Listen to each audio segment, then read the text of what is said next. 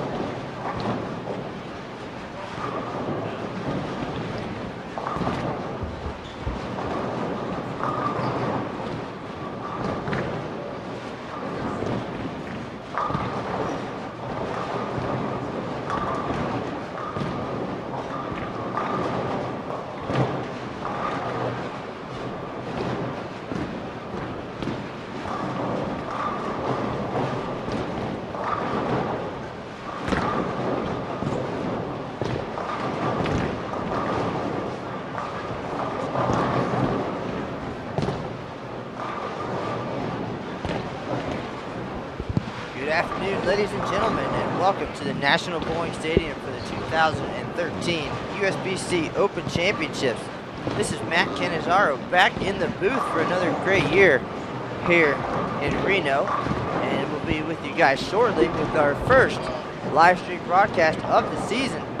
We're going to see Legend of Dung from California get to it here in the team event, 3:30 team event coming right up. So stay tuned, they're in practice right now, and then we'll have the action for you in just a minute. Thanks.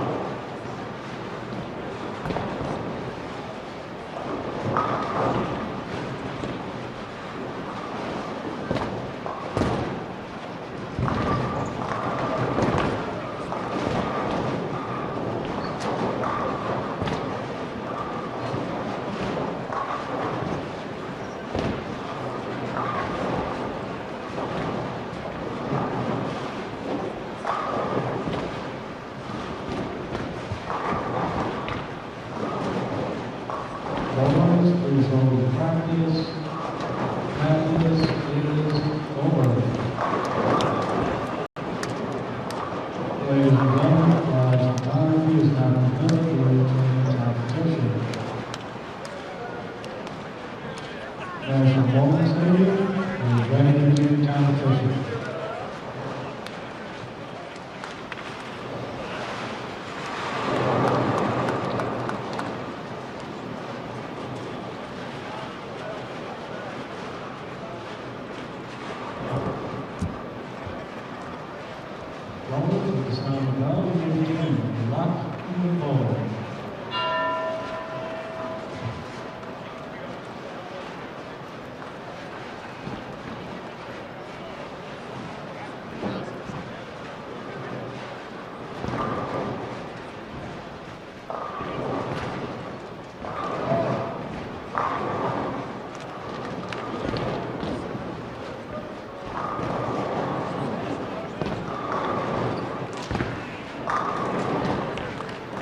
All right, ladies and gentlemen, looks like we are underway. The very first live stream broadcast from here at the National Bowling Stadium in 2013.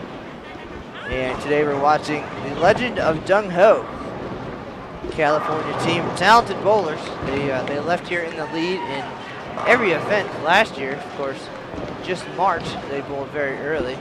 But still, a solid team to get things kicked off here in 2013. And give you an idea of where to play, what to throw, and what's going to work here.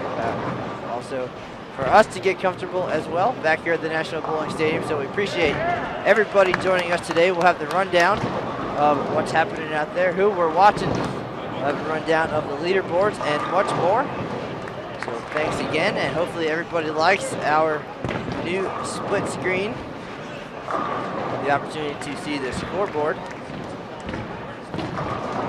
and the pins and the bowlers all at one time. So we'll get situated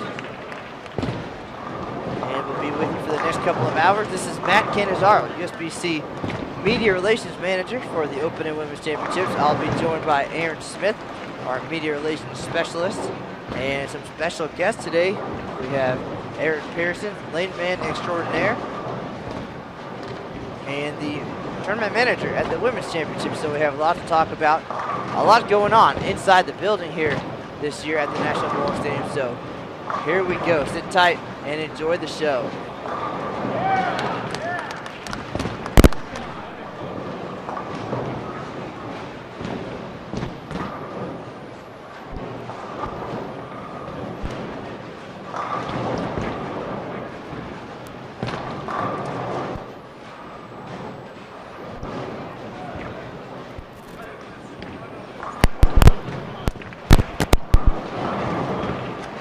All right, joining us now, Aaron Smith, Media Relations Specialist, and he'll be with me for the year here at the National Bowling Stadium. Aaron Smith, how are you today? Doing excellent, Matt. Glad to be here joining you and all of our viewers for the very first live stream of 2013.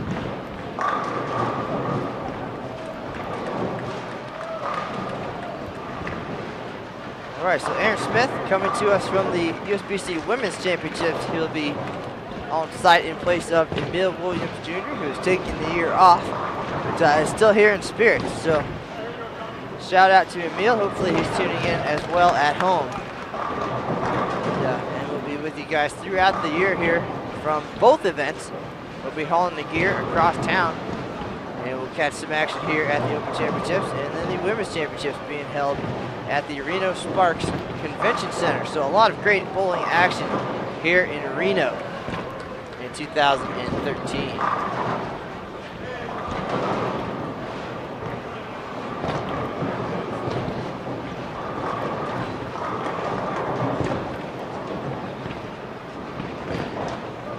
Take this opportunity to introduce who we're here to see today. As we mentioned, the team name is the Legend of Dung Ho. And they had a solid 2012 event led by the left-hander Val Floria, a former second-team All-American at Cal State Fullerton. Going in the 2 position, Doug Svila, followed by Floria's coach, actually, at Cal State Fullerton, Scott Poddick, and Floria's teammate back in the day, the late 1990s. We'll get into that a little bit later. I do remember them, actually, for those of us who are old enough. John Monguio, and their fill-in this year, new guy, he's only got 1 previous event, and that is Michael Villarreal. So that is that. The companion team hit that pin from Allen, Texas. These guys all have the Cal State Fullerton connection. The leadoff bowler is Dave Esch, followed by Rich Saldrus.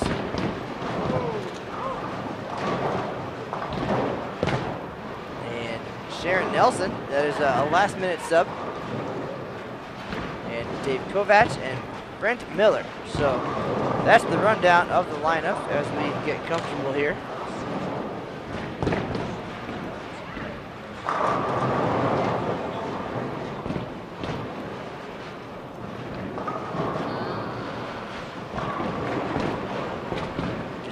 Just a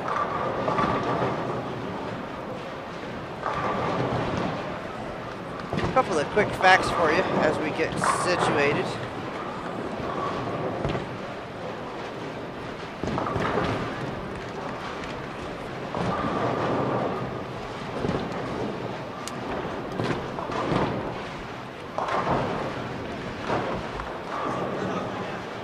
Poddick actually coached Floria and Monguio at Cal State Fullerton in the late 1990s, and also coached Saldrus there in the 1980s. So Poddick has been around a little bit, very experienced, and these guys all very good friends. Floria, Monguio, and Poddick, they pulled together for Floria's entire 17-year career here at the Open Championships. So the opportunity to come out and see good friends is the key to their trip each year. Of course, they'd like to cash and win a little bit of money, or potentially take home an eagle. But they're here more about the reunion and having a good time in the host city. So they look forward to this every year for that reason.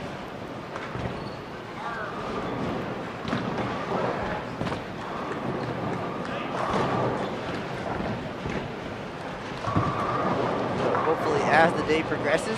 Potentially we'll have a few comments from these guys as they make it through the 3 games here at the National Bowling Stadium. We are on lanes 9 and 10 this year. The 78-lane venue cut into pieces, so to speak. We're using 64 lanes for the Open Championships, and the last 10 lanes of this 78-lane facility being used for the Bowlers Journal Championships for the first time in history. That event alongside the Open Championships in the same venue. We'll talk more about that as the day progresses as well.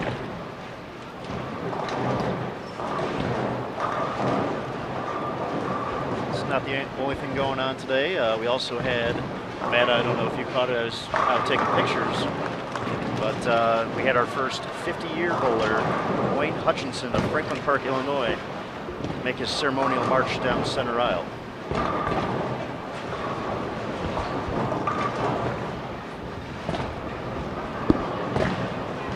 Absolutely, the first of 9 50-year guys here at this year's event. That a growing list of gentlemen who dedicate their lives to the Open Championships every year. He was the 156th bowler in history to reach that milestone.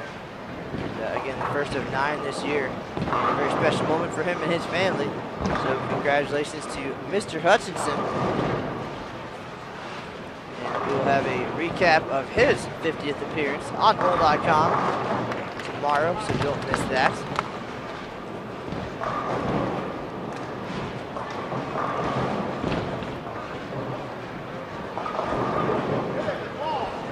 Very cool, Aaron, that we were able to modify our setup here to be able to see a little bit of everything. I agree. The 3 cameras gives everyone back at home a chance to see what we're seeing just a little bit better. This is a little more accessible than our last live stream at the Hoosier Classic a few weeks ago in Indianapolis.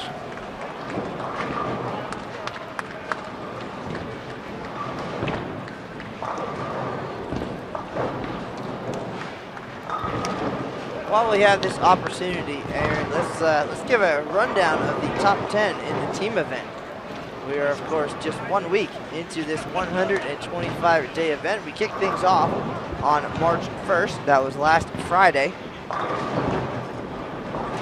All right, Matt, the score Legend of Dung Ho and all the other teams on the squad are looking to top, at least in the regular division, is 30-38. Which was posted by Sport Bowl Pro Shop in Middleton, Wisconsin. That team also featured Rick Thomas of Middleton, who took the regular all events lead with 20-51. Sitting second in regular team, Roscoe Center's Farm 1 from Mazeppa, Minnesota with 30-25. And sitting in third, Dykeman's Farm from Pleasant Valley, New York, 30-14. So those are the only teams to crack 3,000 so far a week into the event. Just to kind of gauge it, the 10th place number is currently 28-37 by Jamestown Bowling Company 2, Jamestown, New York.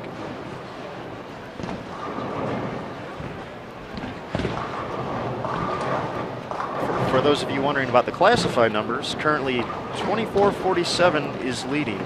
That is KK Seeds from Kalmar, Iowa. And a lot of tight scores in the classified division. The top 10, 10th place is sitting at 23-88, so it is bunched up in the classifieds, Matt. All right, once again, still very early, just 1 week into this 125-day event. A lot of great teams, 10,000 plus teams coming through here this year. The National Bowling Stadium in Reno, Nevada. The first of a 2-year run for the Open Championships, and for the first time ever, the Women's Championships being held in the same host city. The ladies will be across town at the Reno Sparks Convention Center. So a great opportunity for families to travel and bowl together, and for the women to bowl both great events in one trip.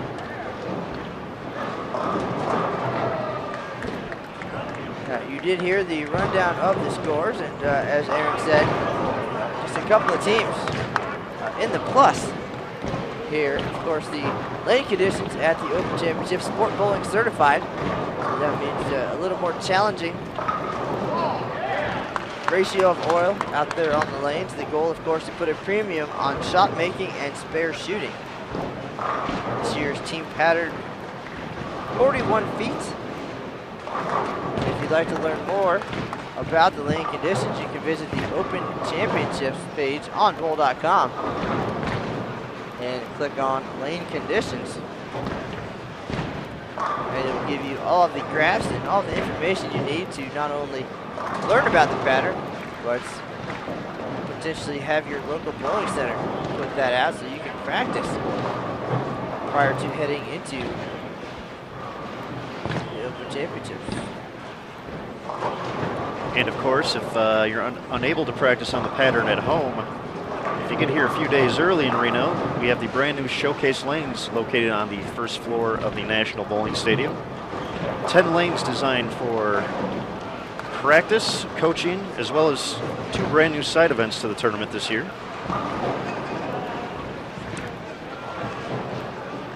Those side events include the 900 Global 2-game challenge, as well as the Who's Got the Look Baker Bonanza.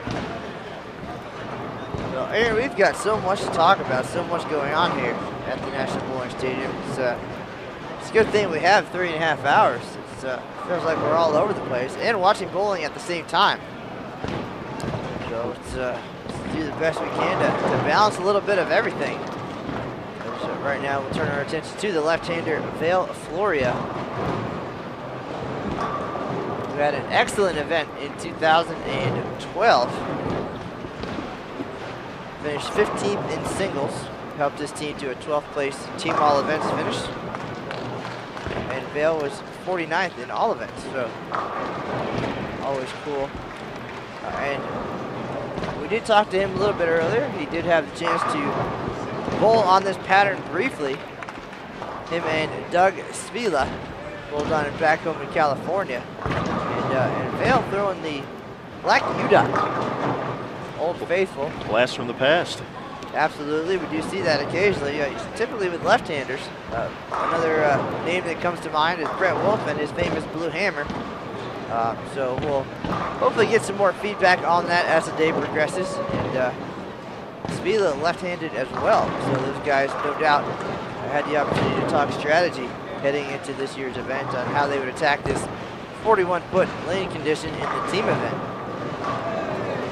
And also, another first here in 2013, 2 different lane conditions.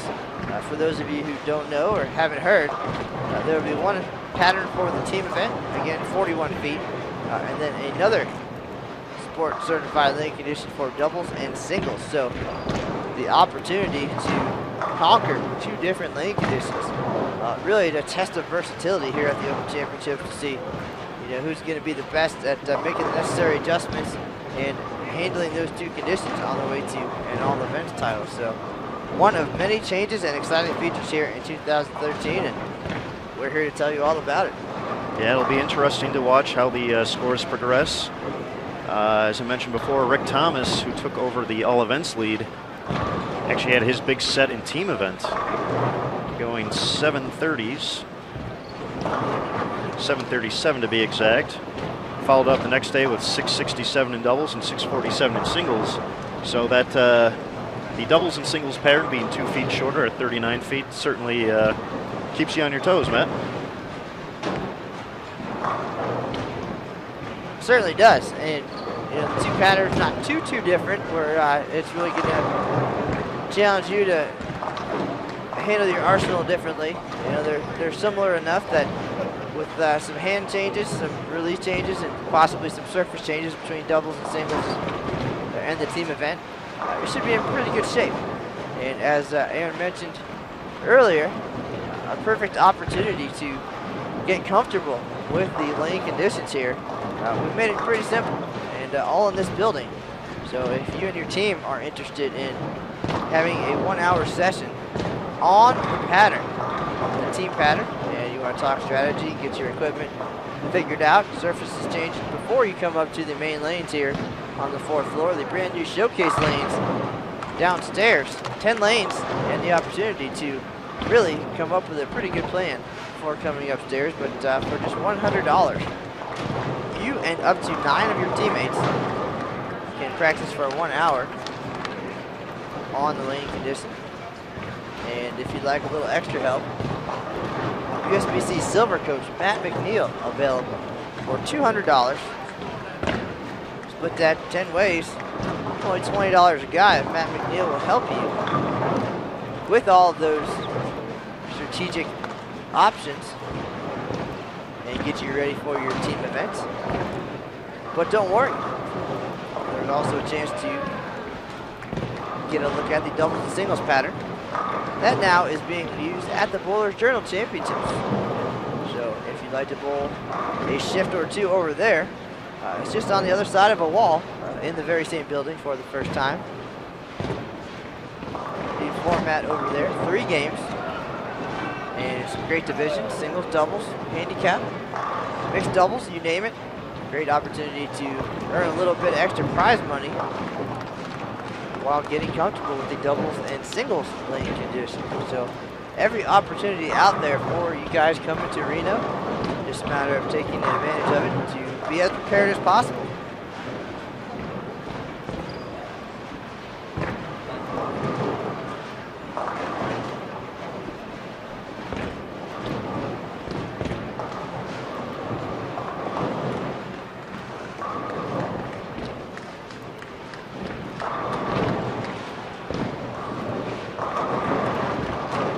Basic strategy in the team event in recent years has been pretty simple, and it's worked for a lot of great teams. And of course, they bring 10 guys to work together to play the lanes a certain way. Typically, at least recently, for example, all 10 guys playing in the same general area to break the lane down and practice, and then usually the outside part of the lane, and then migrate left as the day progresses and use that right side of the lane kind of as a bounce area to create a little bit of friction. This year, however, using a brand new oil from Kegel, the official lane maintenance provider for USBC.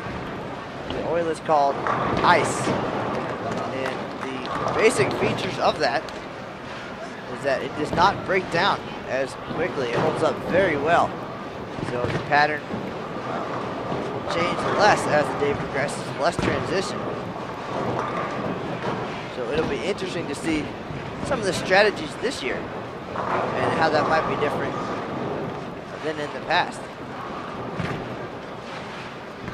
Being that we're only a week in and it's only been 7 days since we've even unveiled the pattern, I haven't seen too much chatter online or elsewhere about how anybody's really handling this, but we'll see that as time progresses and hear more about it. So curious to see how that new oil comes into play.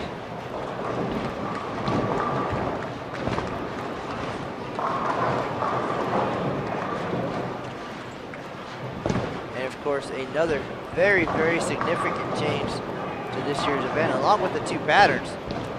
In doubles and singles, there will be 6 bowlers on a pair compared to 4 in the past. And those players will not switch lanes between doubles and singles. So you'll bowl 6 games on 1 pair of lanes with 6 guys. So again, interesting chance to see how those lanes will be broken down, how teams will work together, and how things will pan out now. Every single squad will be contested on fresh oil. And I know there was a lot of questions throughout. There was a change in the practice for singles and doubles as well. You'll now get 6 minutes on your starting pair, which not a lot of time to help carve the pattern out, but just enough to get a good idea and make a run at a doubles title. Certainly a chance to get loose for sure. But again, many changes here. Fresh oil for every squad, 2 different lane conditions. No flip for doubles and singles. There's another great shot from Villarreal. So he's got 4 strikes in 5 frames, looking solid for Legend of Dung Ho. Certainly, if you're at home, keep an eye on him. Looks like he is throwing the Storm Frantic, if I'm not mistaken. Looks like there's a little bit of surface on it as well, and he's able to get that ball to come back from the. It does look dull from where we're sitting at here. Not the high polish finish that most of them are at. So. And that was Monguio, also towards the outside part of the lane, something a little bit shinier. So we did not get a chance to talk to these guys about what their strategy was going to be really coming in. So we're winging it a little bit. I'm sure they might be too, since they did not take advantage of the showcase lanes to practice together as a team. But, certainly the experience of this group, collegiately and at the Open Championships, should make this entertaining, if nothing else. And no doubt they'll challenge our team leaders. That number right now, once again, 38 on top, so plus 38 so far one weekend. It's a great shot there from Esch, as he now has 3 in a row. So he looks excited and lined up.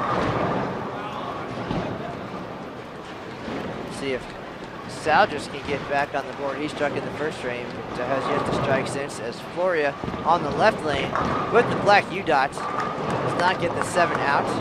So he is denied his 3-bagger. He did open this year's campaign with a 7-pin miss. But these guys all look like they're getting comfortable. And certainly you have a great idea what kind of ball reaction we're talking about here.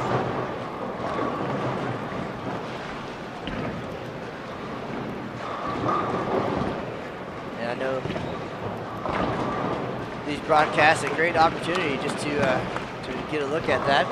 I wouldn't blame you if you were watching with the sound off. You just want to see ball reaction and try to guess what these guys are throwing. And of course, if we can figure that out, we'll share that information as well. We see Spila stepping up on the left lane, looking for a double. So I see 2 lefties, Aaron. Anybody else that I might have missed? No, it seems just to be the 2 lefties on this pair, Matt. So it's going to be interesting to see how much they move around out there. As a lefty yourself, no slouch either. How many lefties do you have on your 2 teams this year, Matt? We actually have 4 teams. Believe it or not, the interest to be a part of this event, growing for our group at least. So between the 4 teams, we'll have 3 lefties, and we have to decide how we're going to pair those 2 teams up. Which 2? We have 1 all-girls team, and then some high-rev right-handers, and I'm the only male left-hander, so we'll see as things progress how we're going to set all that up. It should be interesting.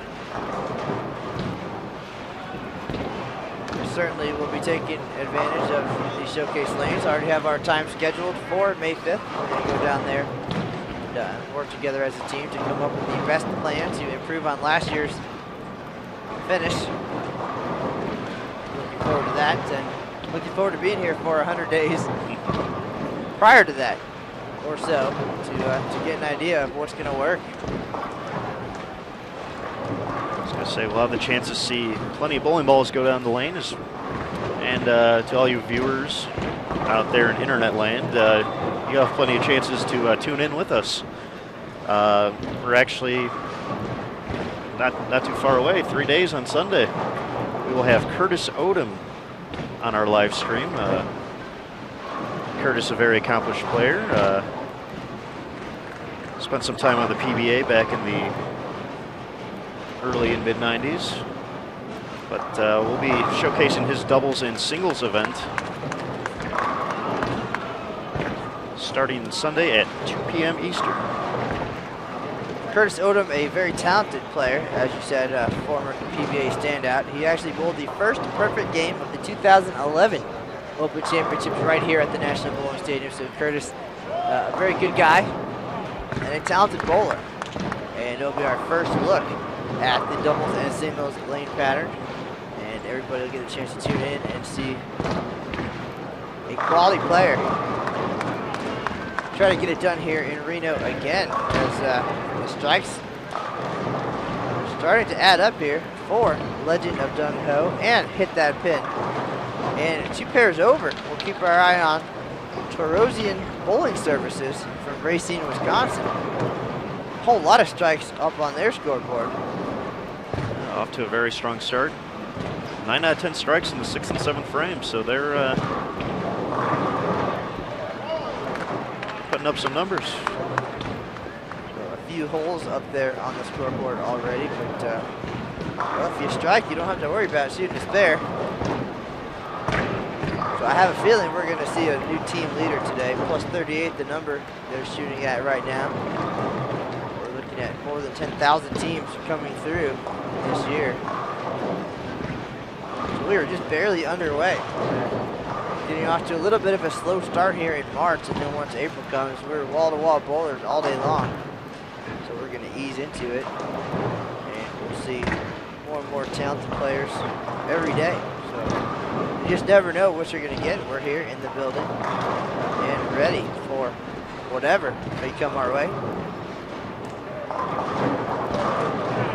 So for you, tough spare there. It's an open frame for him.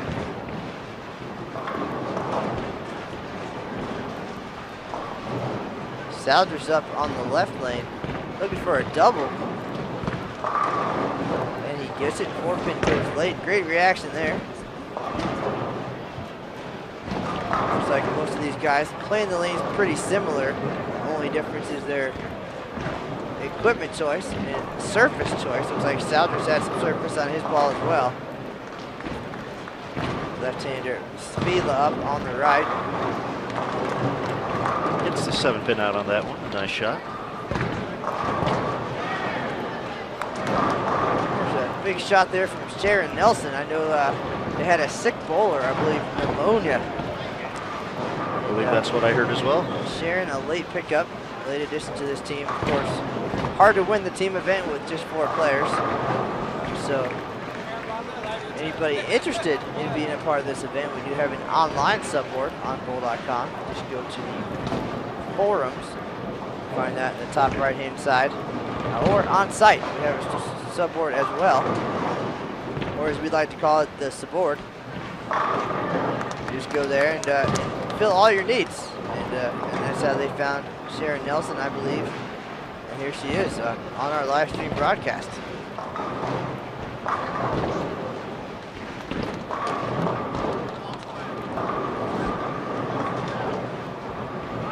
Eric Pearson in the house, as we mentioned earlier, the Women's Championship Tournament Manager.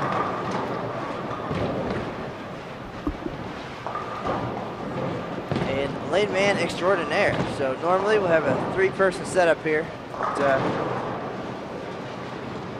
But for today,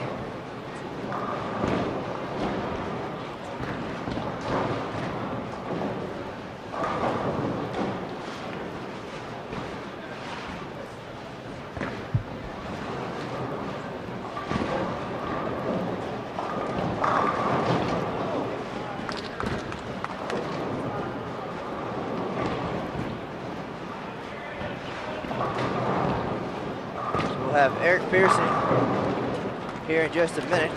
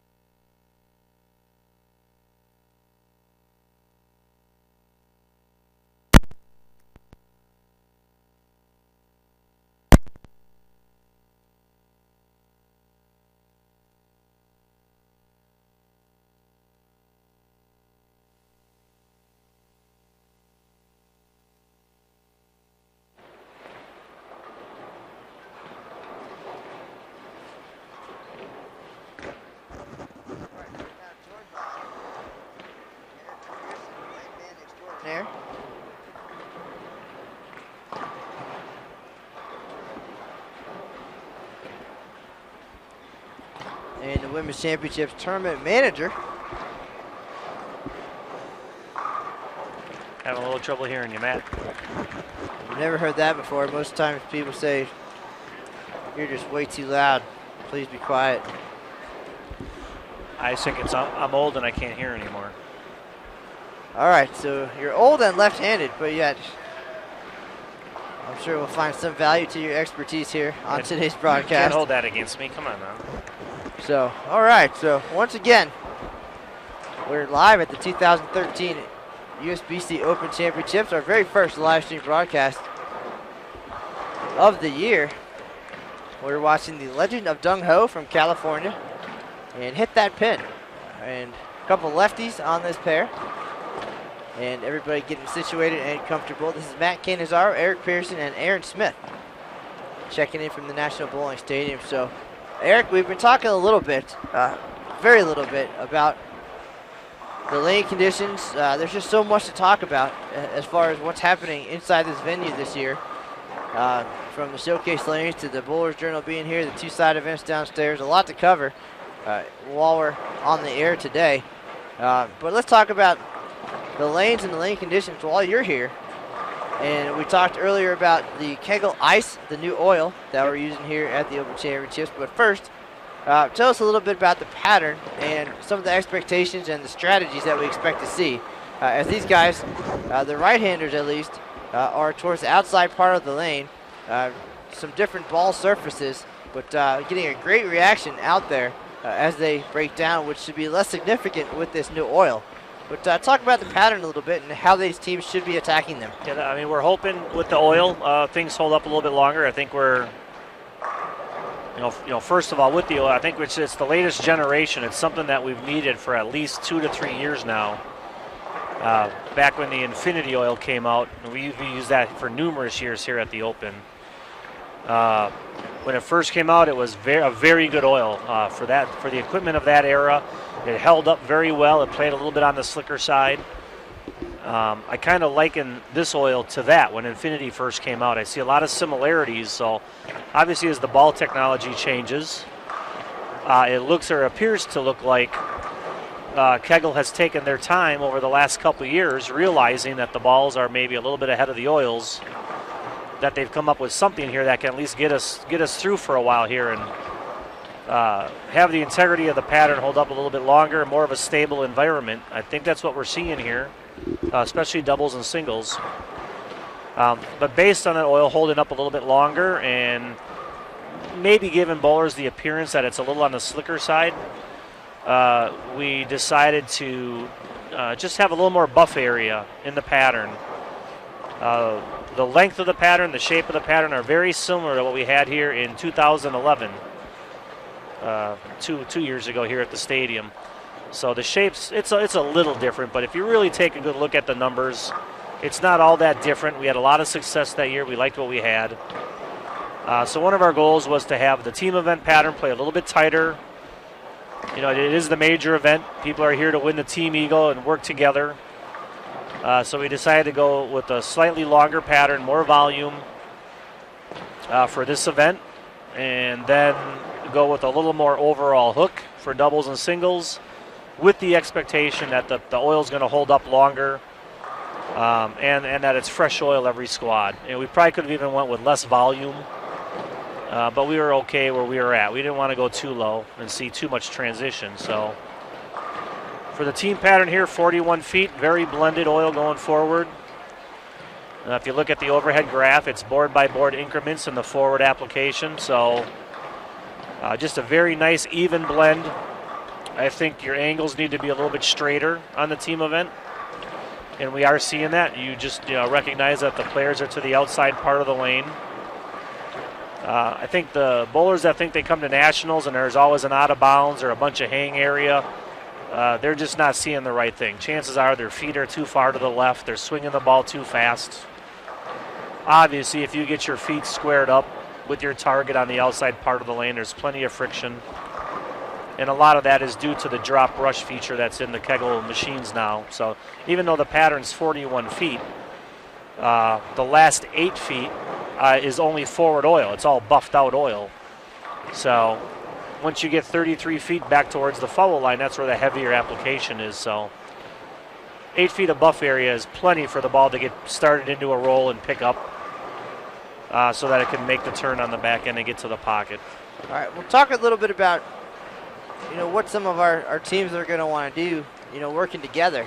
That's been kind of the thing in the recent past is, breaking them down and migrating left and using that area that you break down kind of as a bank almost, a little bit of friction out there, just kind of in a house shot pattern, sort of, where there's friction to the outside. Of course, this year with the oil, the ice holding up longer. Yeah, exactly. How is that going to change that strategy, and what's the ideal way to attack these lanes? Well, I think a little bit of it's still unclear because, the tournaments or the events that this has been used in or tested in, it holds up very well, but who's to say in this environment with 5-person teams, 10 guys on a pair? I think a little bit of it's a guessing game. I think it's more we are going with the expectation or the theory that this oil is going to stay on the lane a little bit better, and hopefully you can't carve away at it and make them wide open by the middle of the second game. That doesn't mean that's not going to happen or a team's not going to find a way to do that. I think we're just going to have to sit back and watch and see what happens. I'm sure there'll be a lot of discussion on the forums, and different people are going to blog about it, what works, what doesn't work. But even just here within these 6 lanes in front of us, these guys just are playing a little bit farther out. And 2 pairs over, there's guys as deep as almost third arrow on the fresh. Sure. So, I'm not saying they're bowling great, but if you look at this board, there's a lot of strikes over there. They've given away a few too many pins and missed spares and bad shots that turned into washouts. So I don't care where you are on the lane. If you're going to miss right by 3 or 4 boards, you're going to wash out no matter where you're playing on the lane. Well, and that's a perfect example too. That part of your strategy in helping to develop these patterns is to provide something that is attackable from different angles, different parts of the lane. Bowlers of different styles, of course. We have more than 50,000 bowlers coming here of all different styles and different backgrounds and abilities. But you want to give them each the opportunity to get the ball in the pocket and be able to score well. And of course, you have to throw good shots and you have to make your spares. Those are 2 keys to succeeding here. But most important is that it's not just one style that's going to dominate. I mean, you set it up where. Let's hope not. Yeah. Yeah, you set it up where there's a way for everybody. That is the goal. I think, it's hard to do that and not have the patterns look similar year to year. I think sometimes, the populace out there wants to see something, unique and varied from the year before. Well, when your parameters are sport complying and a medium length pattern that's good for multiple styles of bowlers, there's only so much you can do. The patterns are only going to vary so much. So the fact that this does look similar to a couple of years ago, the fact that doubles and singles is going to look very similar to last year in Baton Rouge, probably a hair on the softer side. But there's only so much we can do when your goals are set of what you're shooting for. And I think you said it pretty well, though. There are some different angles out there, but no matter where you decide to play, you still have to throw the ball very well. It's still a championships pattern. But definitely the team event is tighter. I don't think the angles towards the inside of the lane are as good as doubles and singles. There's a good shot on lane 10 there, right up the outside. Ball might went a little long, but it did turn the corner and get back. Well, now He's we're watching. Got a clean game going. We're watching up on our left lane, Val Floria. Solid year last year in Baton Rouge. Yeah, he's actually throwing a black U-dot. Urethane bowling ball. Looks like he made a change, actually. And another good shot. He's left a few 7-pins this game. Didn't seem to like that reaction. Traditionally, you're going to see the lefties probably play a little bit further out. This is kind of what we do. Yeah, that ball kind of laid off on the back. I'm not sure if that's...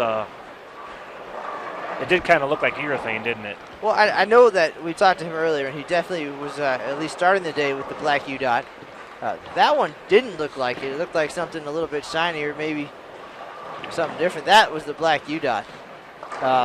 But I think searching here in the 10th frame, not piling on the strikes here, a lot of flat sevens. Certainly you want to find your best opportunity to carry. He's going to try something else here. He went to his bag for his fill ball. I mean, you're gonna get to the pocket. It's just a matter of getting all the pins out. And watching practice, the bowler on the right lane, Dave, looked like he had a really good reaction, going very direct up the outside. And again, lots of strikes, but some open frames is going to keep him in the 180s to 190 here. But his ball reaction looks good enough for 230 or 240.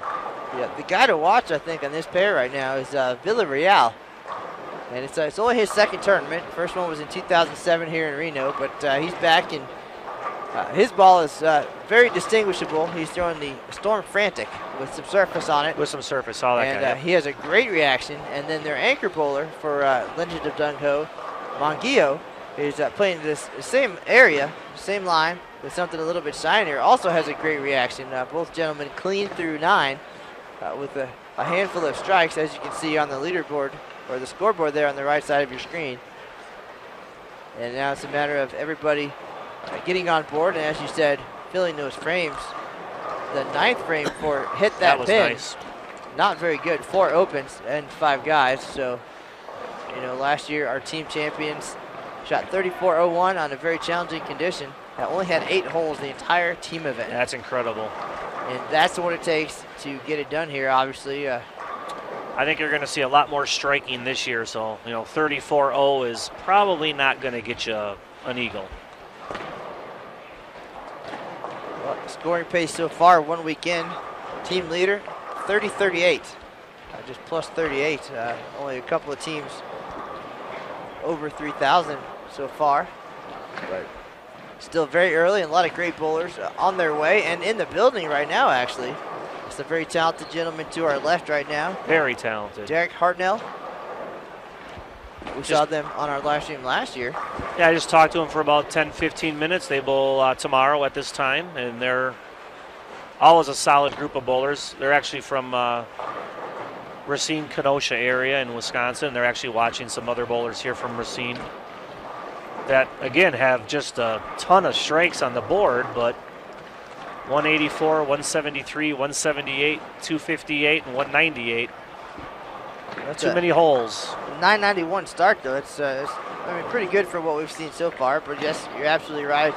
You gotta get those spares. Yeah, that could easily be 1050, easily 1050 with the amount of strikes they have up there. Joe Crenshaw, kind of the hero there in game 1, shooting 258. So we'll keep an eye on him as the day progresses as well. Here's Scott Pottig, having a rough go at it. Just 1 strike through 9 frames, and gets that one right. Just doesn't read the lane, down lane. Yep, I think just that's a good example of there's enough forward structure in the pattern that you don't need to be circling the ball that much, but a little bit more hand or a little stronger ball, maybe he'd be able to get away with that shot, but it looked like he was probably 4 or 5 boards too far left with his feet. Exactly what I was going to say. Absolutely. Maybe just he looks like a little bit straighter player anyway, a little bit less hand, so certainly moving right would be a good move. Similar to that, a good reaction there actually.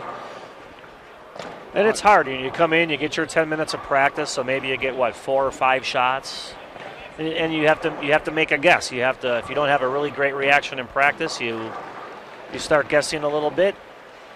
You got some bracket money on the line. It's such a unique environment to come out here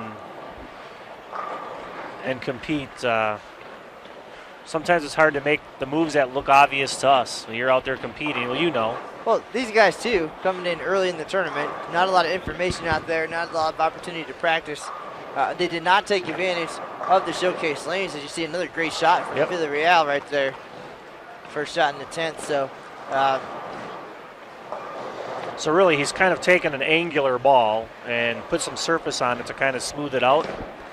I actually thought that ball was a little left of his last couple strikes. But you also saw how he kind of waved it off like he wanted it to hold back. And so he knew it was going high when he let go of it. But big difference from last year to this year. He's playing the right angle, he got a little bit of hold area there. He wasn't with this group last year? He was not. He's only been at this event one time. That was in 2007. That's not bad. Maybe a hair softer, a little grab at the bottom, but he trips the 4 out. Definitely a little more swing on that shot, so the ball went right a little more than the previous shot, and it still hooked. So he's obviously in a good spot. Communication, of course, key. So there's a good game going for the anchorman there. He just carried a trailer out on the 10-pin. He's got room for, what, 240 up there? I got to get used to looking at the boards again. Yeah, I'm not used to seeing the numbers. Very nice. Villarreal 238 to lead Legend of Dung Ho here. So they'll be in the mid 900s.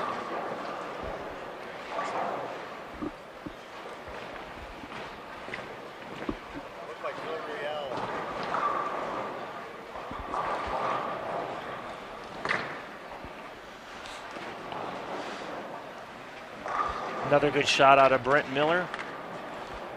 Very direct up the lane, at least where we're sitting, it looks pretty direct. And the anchorman's got a couple more boards to swing here on lane 9, so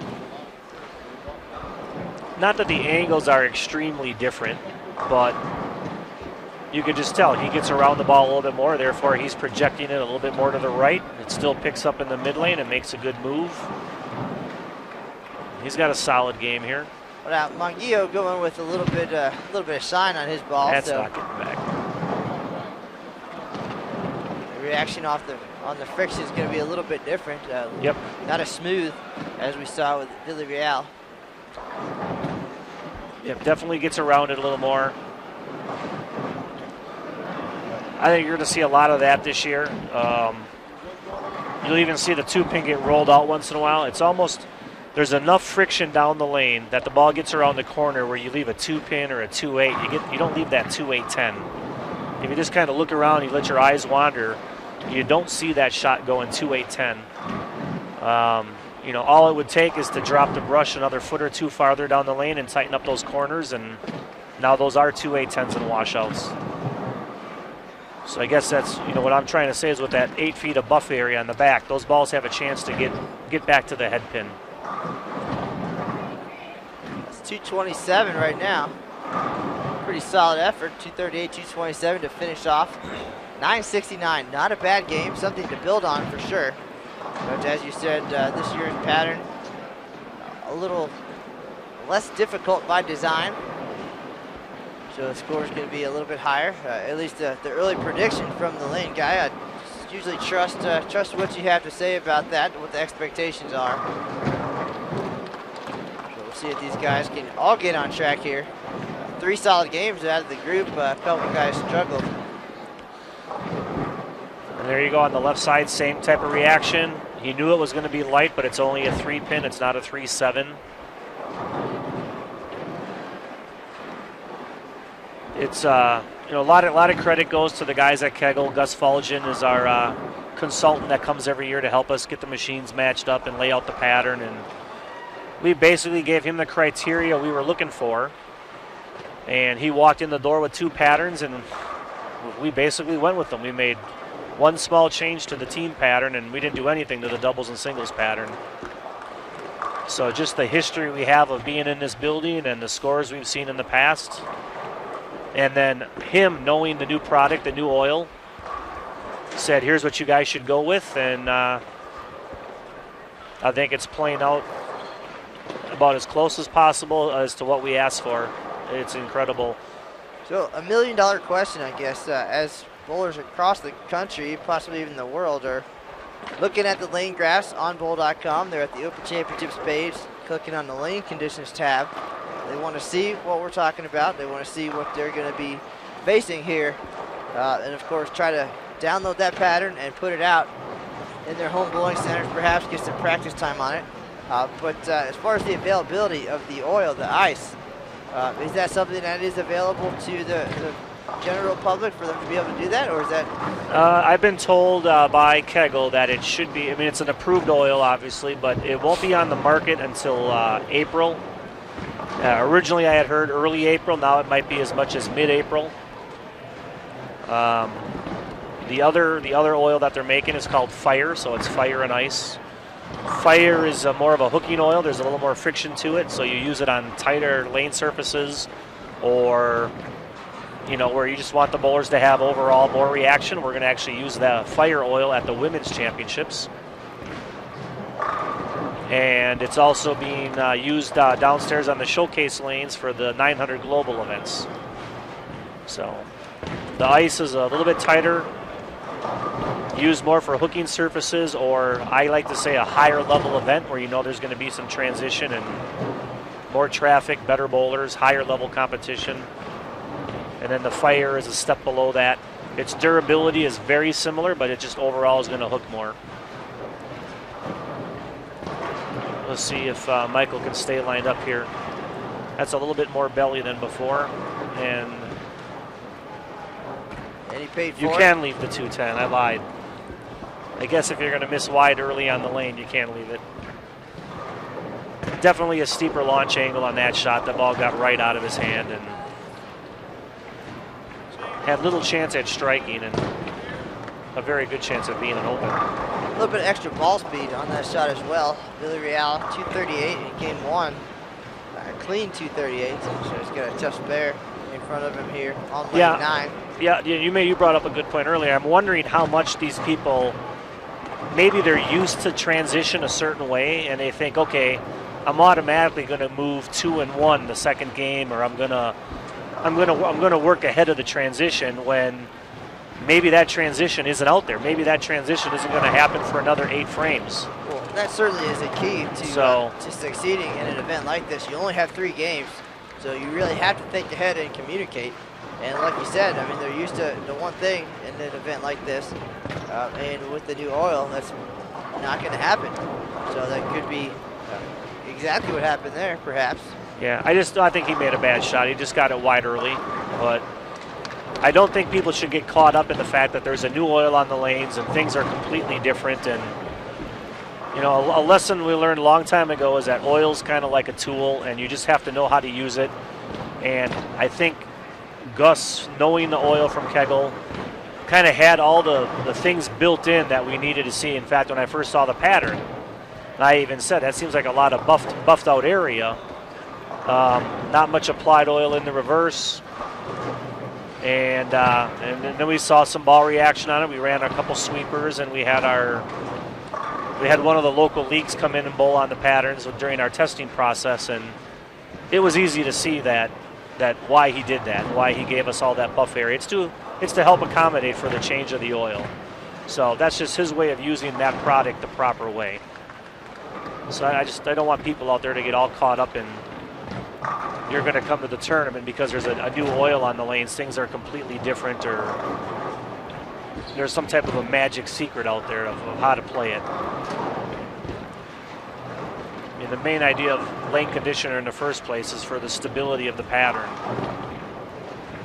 So we could get into that conversation, but it could turn into a couple hours. So we'll go there some other time. Well, we do have plenty of time this year. We have more than 24 live stream broadcasts scheduled from the Open and Women's Championship. That's right, folks. For the first time in history, both events in the same host city in the same year.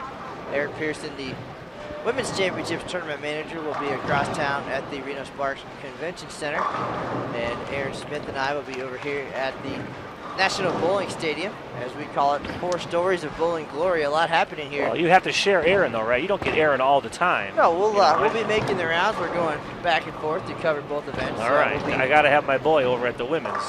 We'll be hauling the gear down the street just a few miles away. So looking forward to that. A lot of great opportunities for families traveling to town together. And we'll show all the excitement here on bowl.com. If you're curious about the live stream schedule, you can find that on bowl.com. Go down to the right side of your screen, and there's our entire live stream schedule.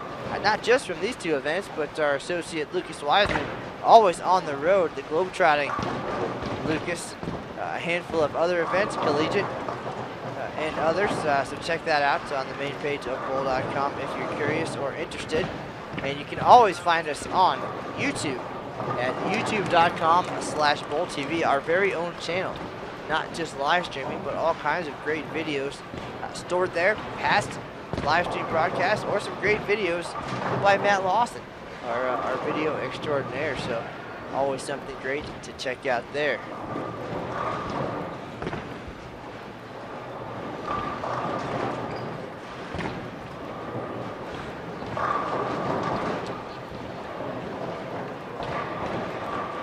Another great feature that we're glad to talk about is through X Bowling, and the folks at X Bowling are allowing you to see the event as it unfolds here at the National Bowling Stadium and at the Women's Championships. You can check out the X Bowling app on your mobile device, and you can see live scoring from the tournament venue. So the technology takes traditional bowling to a whole new level, and it's all completely free. Gives you the chance to see the scores live as everything's happening here, and for the bowlers, the chance to compete against other bowlers across the country. The 90-frame X game, and if you can strike in designated frames, you have the opportunity to win extra prize money, so something very cool. And when you get home from the Open Championships, you can log into that X Bowling site and check out all your personal stats, and folks at home can see as well, you know, what you're doing on the lanes, what pins you're leaving even. A lot of cool features to that. We'll get more into that a little bit later on, but check that out at your app store, the X Bowling Tournament Edition. A chance to see live scoring from here at the Open Championship. So even if you're not in the venue, you can check in on somebody to see how they're doing.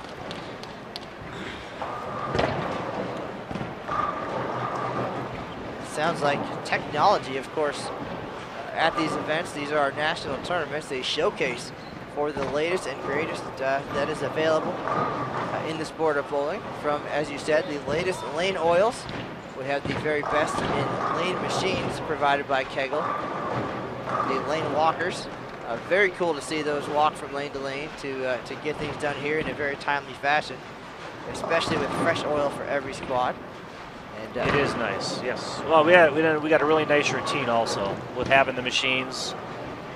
We kind of did things different this year. We actually had our construction crew build us basically our own little lane maintenance shop, and it falls in between the tournament lanes and the Bowler's Journal.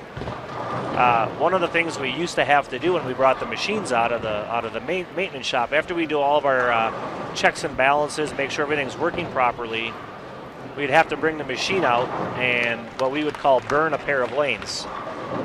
Obviously the machine's been sitting for 3 hours, so nothing's wet, the buffer brush is dry, the cushion roller isn't wet from lane cleaner.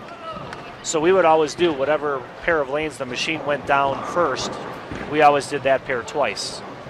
So you burned the machine and then you turned around and you oiled that same pair of lanes for competition. But now, with our little shop set up there, we actually can burn the machines inside the maintenance shop and then just bring them out to the tournament lanes, lay them down, and get started. So the guys are timing it so that they basically burn the machine and it's actually running down the tournament lanes within about less than 5 minutes. So that's a nice little feature we have. It saves us time. We get done quicker and should help just keep everything a little more uniform and keep a nice flow to the 5 oils we'd have a day. That's a lot of oil. So good point there. Just 5 oils. Once again, fresh oil for every squad, but why only 5? Well, another big change here in 2013 is a brand new schedule here at the Open Championships. So in order to make the fresh oil situation work out, the numbers to work out, of course, we mentioned earlier for doubles and singles now 6 on a pair and no flip in between doubles and singles. But the more bowlers on each pair of lanes allowed us to cut down the number of squads. So now doubles and single squads, just 3 per day, 7 a.m., 11 a.m. and 10:30 p.m. and team events back-to-back at 3 and 7 p.m. So just so much going on here. And you talked about the very cool maintenance area for the lane machines and such that you have here. The National Bowling Stadium, already a one-of-a-kind venue. And kind of takes your breath away a little bit to walk down center aisle here and just see the size of the venue and, of course, the magnitude of the event. The high ceilings, it's kind of what it's all about. This is a one-of-a-kind feel here. And now there's so much going on inside this building this year. It's very possible to put on your bowling shoes, for the 7 a.m. squad for doubles and singles and just be here all day and all night. Of course, with the showcase lanes now, you have the opportunity for a team practice session. 2 great side events on those showcase lanes. Downstairs on the ground floor, you have the 2-game challenge, 900 Global 2-game challenge, and the Who's Got the Look of Baker Bonanza, a very unique and cool team event for 3 people to get together. Average-based divisions in both of those events. It's really something for everybody too. If you want to come in as a team and practice on the team condition and work together, and very affordable. I believe it's $100. Am I okay there? You're okay. A little static. A little bit. A lot of Only excitement when here. I turn left.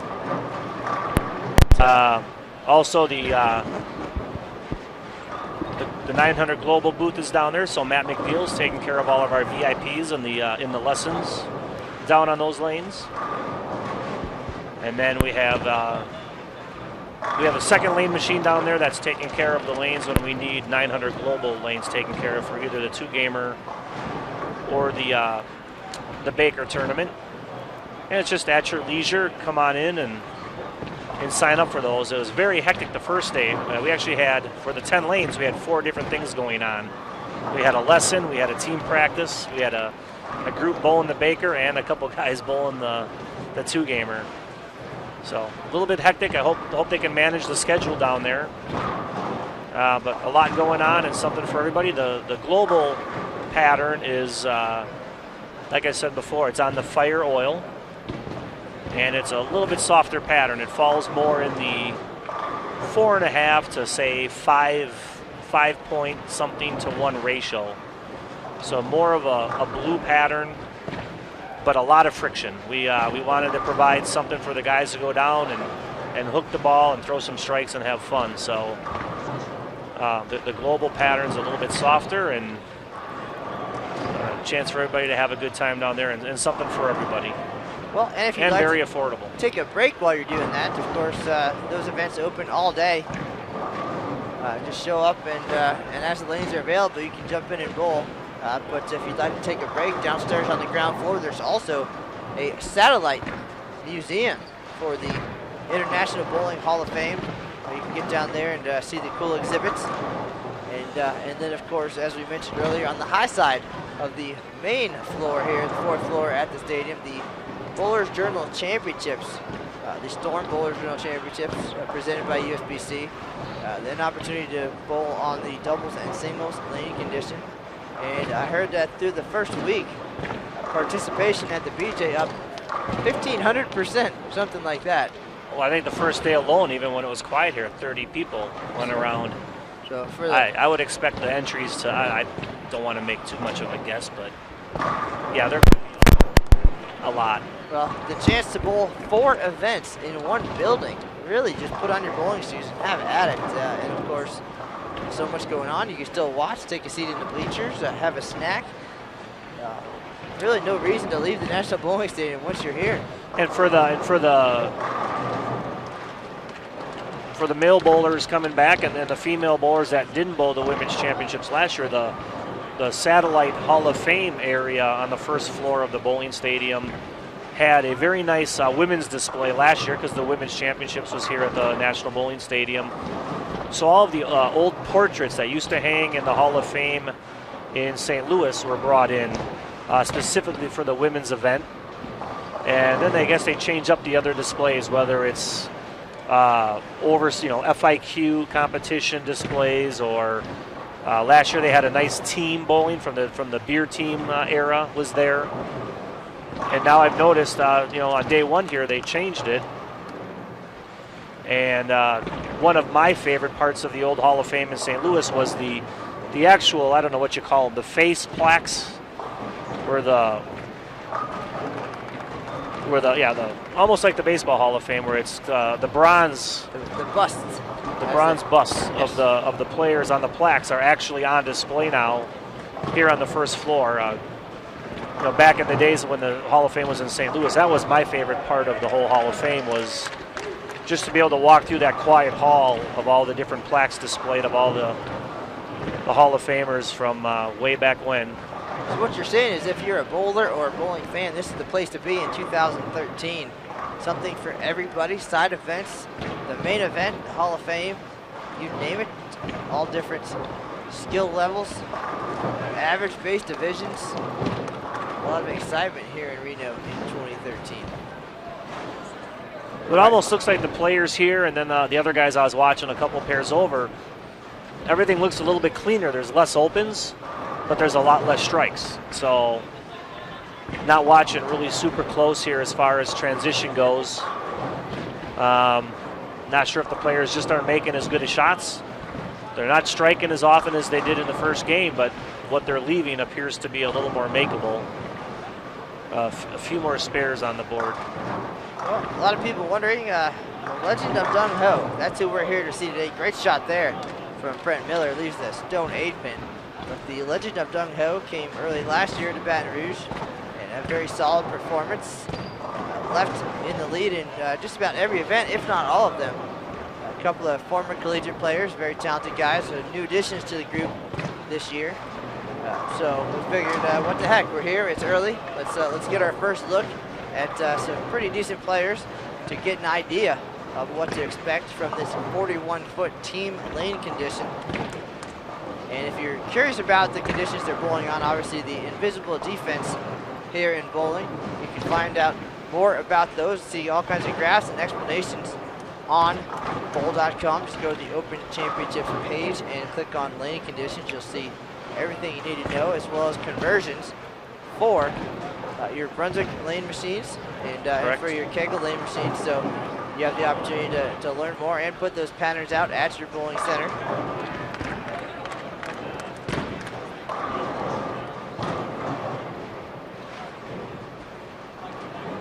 And obviously the latest feature in the machine is the drop rush technology that we've had now for a couple years. Not every bowling center is going to have that feature. But if you have an older lane machine with, say, a transfer roller system in it, just go ahead, plug in the numbers, and run it. If you have a transfer brush system, I would say get the upgrade from Kegel to have the drop rush feature. It really lets you fine-tune any type of pattern. So like, for instance, the bowling center I'm associated with has AMF lanes, which are much more of a high friction. They've always had a lot more mid-lane hook to them. So I always make little adjustments to every pattern I do. I don't just copy the numbers identically, but I'll either oil the lane a foot longer, I'll turn up the volume of oil a little bit, but especially with the drop rush feature, you can fine-tune a pattern, and it's the easiest adjustment. If you think the outsides are hooking a little too much, just drop that brush another foot or two farther down the lane, and all of a sudden those corners get a little tighter. So regardless of what machine you have from Kegel, just plug in the numbers and you should be close. All right, Eric, well, while we have your attention, before we let you go, let's talk strategy a little bit. Once again, two different patterns for the very first time here at the Open Championships, one for team event, 41 feet, and a 39-foot pattern for doubles and singles. Now, the key that a lot of people are asking, of course, the two patterns not too terribly different. A lot of folks, when they heard that announcement, very worried about how they would handle the equipment situation. Of course, traveling with bowling balls, not the easiest. Of course, we have an on-site shipping service that allows you to print out your label at home. It's called Bowling Ball Express, and you just slap that right on your box, drop it off at the UPS store, and then your equipment is at the National Bowling Stadium waiting for you when you get here. But for those folks who may not have a huge arsenal of bowling balls, and I know they were concerned that, well, if I brought 4 balls in the past, do I need to now bring 8 balls to handle 2 different patterns? but that is definitely not the case. The pattern's not terribly, terribly different. But can you really quickly explain the basic difference between the two patterns and perhaps how you would change your equipment from one day to the next, if it's really that simple? Well, yeah, well, one of our goals was to not be drastically different, but then on the other hand, if we're not going to be different, why even do two patterns? So there was that little dilemma there, that they need to be different enough without being so different that players need a ton more equipment. I guess the best example I can give is that in the past, if you came and bowled on the team event, the oil was fresh. And throughout the course of the day, whether you bowled on the 920 doubles and singles or 1140 doubles and singles or even 530 following a team event, by the time you got to your singles event, you were already probably 2 arrows different than you were when you started your team event on fresh. So the amount of transition in the lane itself, just over the course of a day, in my opinion, created a need for more equipment. The fact that you're bowling on a fresh condition for team and a fresh condition for doubles, and hopefully they hold up fairly long and there's not a lot of transition, I would think you could almost get away with less equipment than in the past, theoretically. Well, we did have the opportunity to talk to our first 2 all events leaders here in 2013. First gentleman, Michael Henry, was a left-hander, and his strategy was very simple. He looked at the grass and came up with a good idea, and did not see too much difference between the 2 lane patterns. He did say that they were a little bit drier on day 2. Of course, 2 feet shorter would give that. Right. The ball is going to read a little bit earlier. And Greg Thomas, our right-handed all events leader, shot 20-51 and said the same thing. A little bit drier on day 2, but he basically went with the same strategy and just balled down a little less aggressive ball, or maybe a little weaker drilling, and stayed in the same general area to start at least, and had a pretty good reaction. And then, of course, as with any lane condition, as they transition, even less so with this new oil, the ice, he migrated a little bit left, and then at whatever point in the end of the day, had a little trouble getting the corner pins out, the 10 pin for him, then went back and went a little more aggressive ball and went around it a little bit. I guess, yeah, you could almost say if you throw the ball a little bit straighter, you're kind of a tweener player that likes to stay to the right. It's exactly like you said. You're going to just see more hook in doubles because it's 2 feet shorter. Your break point needs to be a little farther to the right.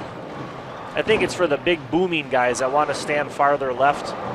They'll notice more of a difference in the 2 patterns because they just cover more boards. So the team event will definitely feel tighter for them, a little bit harder to get the ball out and back. And in the doubles and singles pattern, they're going to throw the ball to the right and it's going to come back. Well, and those 2 guys, definitely a little bit straighter, as you said, but good news that the feedback was the same on both sides of the lane, that doubles and singles just a little bit drier and make that adjustment, and that was that. So very equal and fair. This is what we want. Yeah, I think if the average player wants to come out and they like to play whatever zone it is on the lane, they're going to be able to find a way to play that zone if they throw good shots. They're going to shoot a score they're going to go home happy with. If you're the kind of team that's coming here to win the Eagle, I mean, you're a top-notch team, well then by all means you're going to have to figure out those little differences between the 2 patterns and what it's going to take to get your ball to roll up and get to the pocket and strike on both conditions, and it will be different for those higher level players. They will notice the bigger difference, in my opinion. All right, folks, for those of you just joining us, we do appreciate it. This is Matt Canizaro, USBC Media Relations Manager, here at the National Bowling Stadium for the 2013 USBC Open Championships. With us for the last few minutes, Eric Pearson, lane man extraordinaire, and the Women's Championship Tournament Manager in town. Also across town at the Reno Sparks Convention Center. Eric will be here often throughout the year, of course, to join us and add his expertise to many of our broadcasts, so we do appreciate his time today and the technical side of what we're seeing out here. We're watching the legend of Dung Ho here on lane 9 and 10 at the stadium, and hit that pin. They're longtime companion teams, a very talented group, well last year in Baton Rouge, earned themselves a spot on the live stream schedule this year. A lot of folks at home taking the opportunity to get an idea of what works and you know, what doesn't as we progress through this 125-day event. We're only 1 week in, so a lot to learn and a long way to go. So Eric, we do appreciate all of your insight today. You got it. Joining us on the broadcast. I plan on being around a lot to bother you. Never a bother. Always good to have a fellow left-hander in the booth as well. And as we get more comfortable, certainly we're not always this serious, but here early on, it's serious business as we talk about all the amazing changes and upgrades, and just the transition of the event. Of course, maintaining the history and tradition, but keeping up with the wants and needs of the bowlers and the latest technology. I got to tell you, we did the opening ceremony. I got to read part of it. I was up in the control booth with the guys that do all the videos and pictures and lighting, and they played the opening video for the guys on that opening squad, and a lot of historical pictures and video. And I looked at one of our managers and I said, "Wow, you watched even that 5 minutes of video, and it really makes you feel like you're part of something big." It was good. 110th year, and I think for me, obviously I'm at the women's tournament now, and I'm only here for the setup process for the Open, but I did work this event for 10 years, and just to see that video, it's like, wow, this is something big, and the bowler should really appreciate the ability to come and bowl an event of this magnitude, and I hope everybody comes here to Reno and has a good time this year. Well, as you said, it is the 110th running of the USBC Open Championships, and since you have been to most of those events, you've had the opportunity to see this event, transition over time. The first automatic pin setters back in 1957, automatic scoring, and the flip dots introduced in 1979. Then, of course, in 2009, we went to the new Daktronic scoreboards that you'll have over at the Women's Championships. So again, this event is showcased for the latest technology and the world's largest participatory sporting event. Bowlers come from all 50 states and several foreign countries by the thousands to be a part of this national tournament. And in your career here, you've had the opportunity to see a little bit of everything as this event has grown, and the Women's Championships as well. That event going to the convention center setting that we've known and loved here at the Open Championship since day one. A huge move for the Women's Championships in 2010 to bring that event up to the next level. So much to see, and the latest and greatest always on display here. And again, you've seen much of that happen. So before you leave us, how about a state of the tournament address from somebody who's been around? And just again, you talked about the video screens and some of the capabilities, but still the same great traditions as well. Yep, I just think the bowlers out there need to know how much the USBC and the tournament staffs especially, and how hard they work to try to provide the best event we can. I mean, bowlers spend a lot of money to travel and get here, and entry fees, and just to know that all the things that we try to do and the changes we try to implement are always well thought out, and we are always trying to do what's best for the event to keep it strong and keep it going. And there you have it, the expert analysis and feedback from Eric Pearson, lane man extraordinaire, Women's Championships tournament manager. We're going to hear a lot more from Eric as we progress here in Reno over the next couple of months. In just a moment, I'll be joined again by Aaron Smith, media relations specialist for these two great events. And we'll bring you the rest of Game 2 and Game 3 here on the 3 p.m. team event from the National Bowling Stadium 2013 USBC Open Championships. We'll be right back. Thanks, Matt.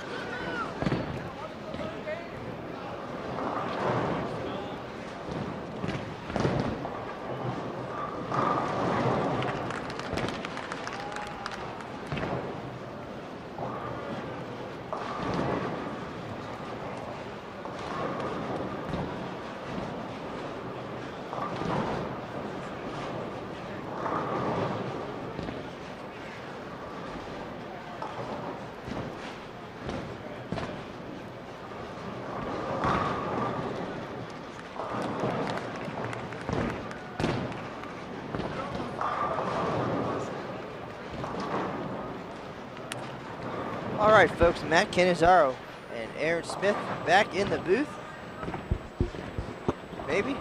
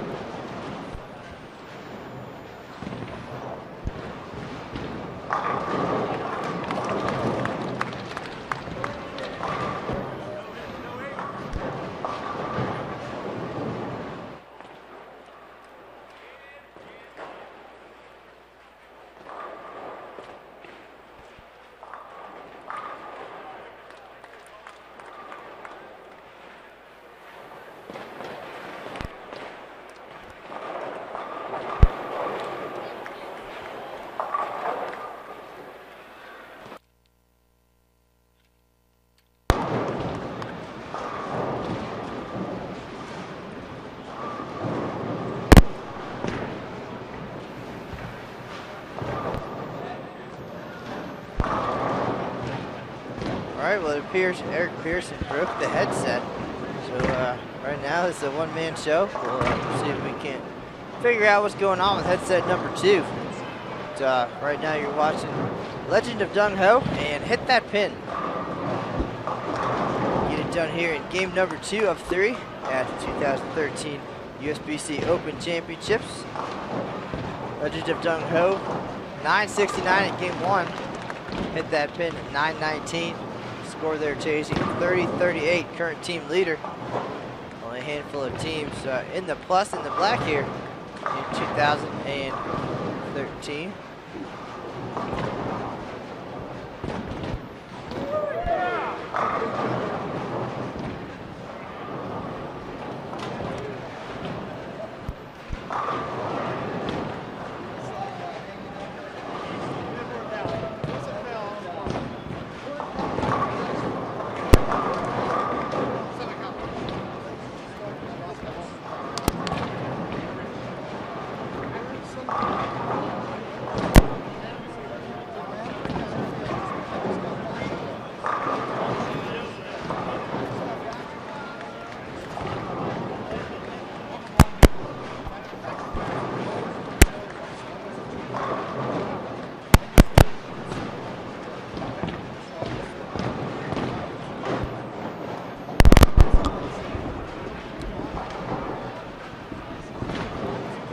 There it is.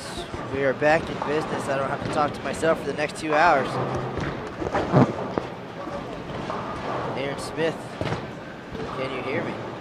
I can hear you. Can you hear me? I can hear you. Hey. We're good to go. Thank Cooking goodness. with gas here at the USBC Open Championships. There's nothing worse than the sound of my own voice for hours and hours on end. So thank you.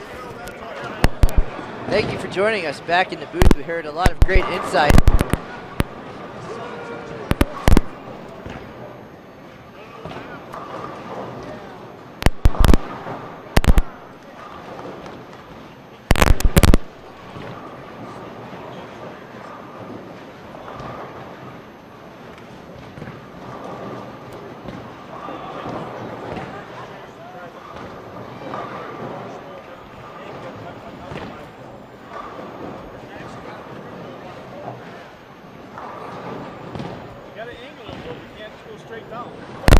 A lot of great insight from our tournament manager over at the Women's Championships, Eric Pearson, who helped develop the lane patterns that we're using here at the 2013 Open Championships.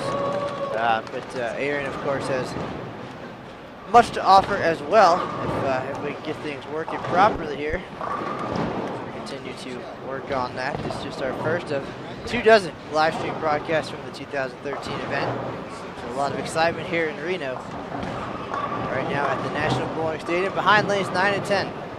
Here's John Mangilo looking for a double. The strikes piling on here in game 2 for these guys. There's a double for him. And Scott Pottig and Michael Villarreal, both with 3 in a row. So things looking up here in game 2.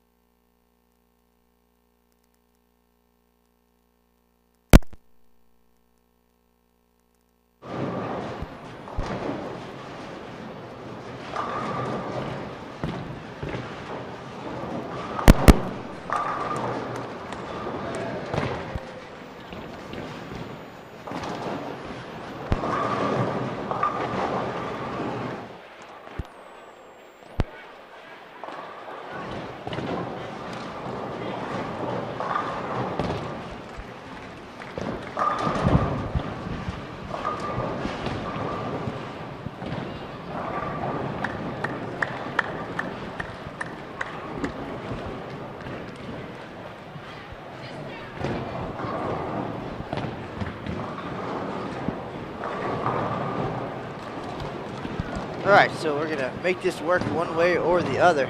Aaron Smith can hear me, and now we're gonna be able to hear him. Yeah, it's good to be back, Matt. Hopefully we're back in business.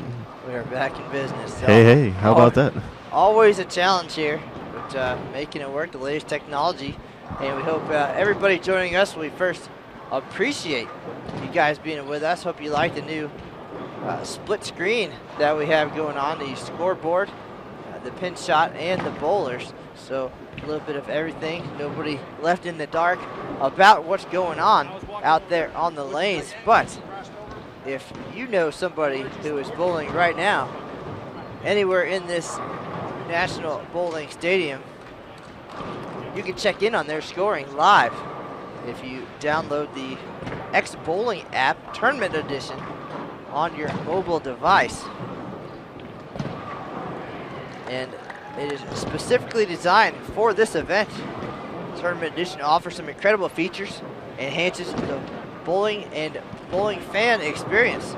So you can check in on anybody from home, see how they're doing at the tournament. If you could not make the trip, live scoring, it'll show you their exact pinfall even as they progress through their 9 games here at the Open Championships. When they're done, you can go in and check out how they shot. When you get done, you can check out your scores as well as your pinfall, what you left each frame along the way as well. You can find that at the Apple App Store or Google Play, or you can visit xbowling.com for details. This is a great new partnership between the USBC and X Bowling, and the multi-year sponsorship also includes the Intercollegiate Team Championships, the Intercollegiate Singles Championships, and as we mentioned, the USBC Women's Championships. You can view the live real-time scores. So, for example, right now, we got word that there's a gentleman on lane 50, or a lady, who has started game 2 with 8 consecutive strikes. so I can get on my real-time X Bowling Tournament Edition app and follow along. See how that turns out. I'm glad you're doing that, Matt. My phone is not smart enough to handle such. I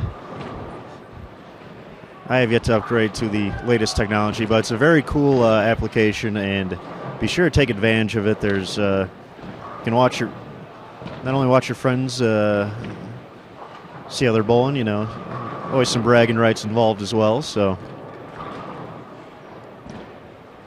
and the 90-frame X game gives you the opportunity to sign up for a very cool side event, and you'll have the opportunity to strike in designated frames and earn some prize money.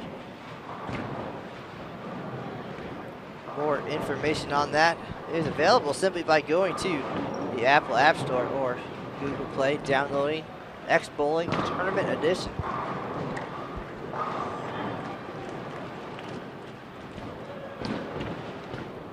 Never before have you had the opportunity to see the scores as they unfold from the Open Championships and the Women's Championships. We do normally have our webcams available here from the venue.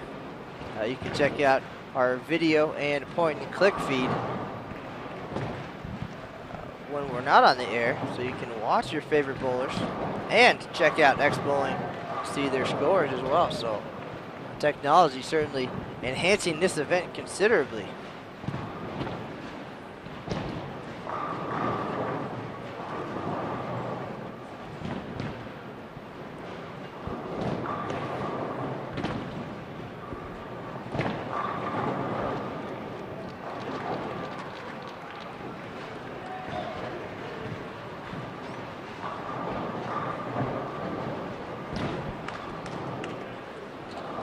we're finishing up game number 2 here at the National Bowling Stadium. We're in the 10th frame watching the Legend of Dung Ho, who's finishing on your right lane, and hit that pin, which is on the left.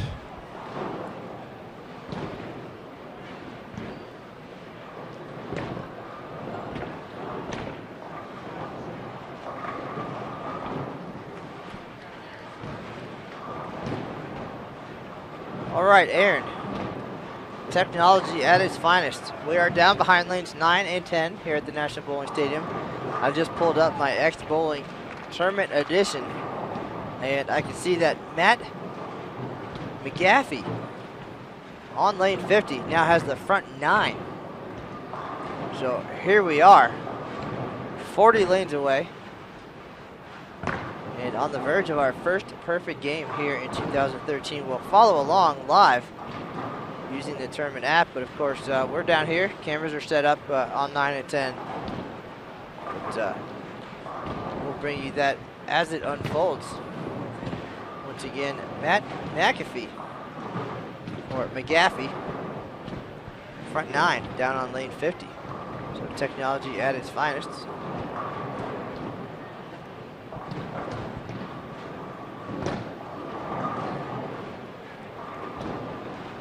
Legend of Dung Ho wrapping up game number 2 here on your right lane. Mike Villarreal shot 238 in game 1, 213 here in game 2. So he is solid, clean, all but one frame. Yeah, he got off to a little rough start in game number 2 there, but I don't know if you caught that, Matt. Looks like he made a ball change to something a little shinier there on his fill. I believe he did that last game as well, but went back to that frantic with a little bit of surface. So we'll see what his game plan looks like in game number 3. Well, once again, as Eric Pearson mentioned, we're going to see less transition here in 2013 with this new Kegel Ice Oil designed to hold up longer.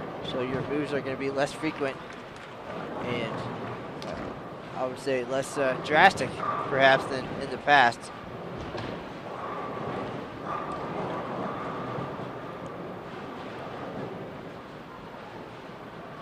I know you and Eric were talking about a team 2 pairs away from us, Wisconsin group.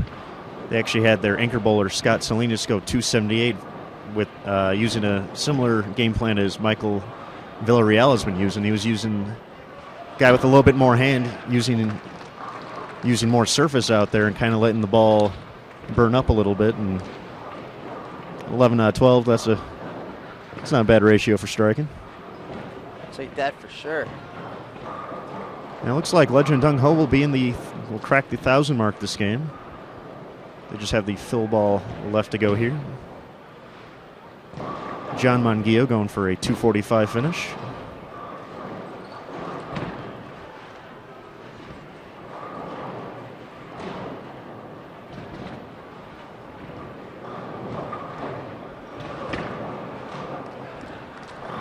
And the Big Four finishes out game number 2. Giving Legend of Dung Ho a 10-23. Second game total for a 2-game total of 1992. They're only 8 under.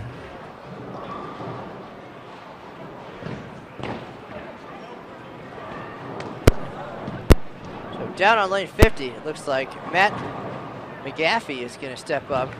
Again, we're following along on our X Bowling Tournament Edition app on my iPhone. McGaffey with the front 9 here in the team event. We saw Rick Thomas, our all events leader, go front 9 earlier in the week, and he finished with 276. As far as I know, the highest game of the tournament thus far. But, we'll see how things unfold from 40 lanes away. I don't usually love technology, but this is pretty sweet.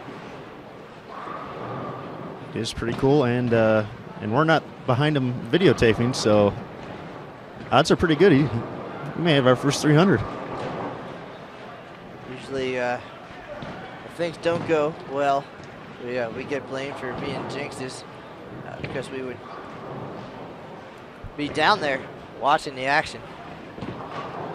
Our good friend Lucas Wiseman took it to a whole nother level at the Masters this past week. I believe he actually made a YouTube video involving all the bowlers with the front 9 strikes.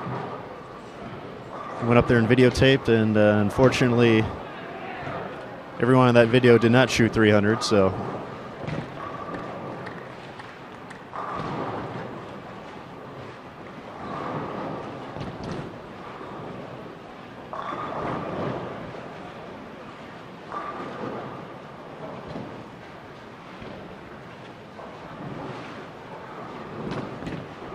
I am kind of on the edge of my seat, wondering what's happening down on lane 50.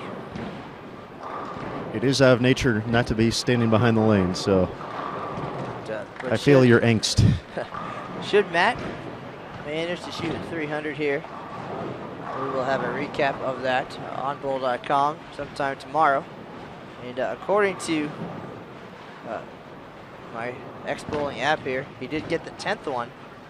Then an 8 count on the next shot. Well, nice run for Matt there.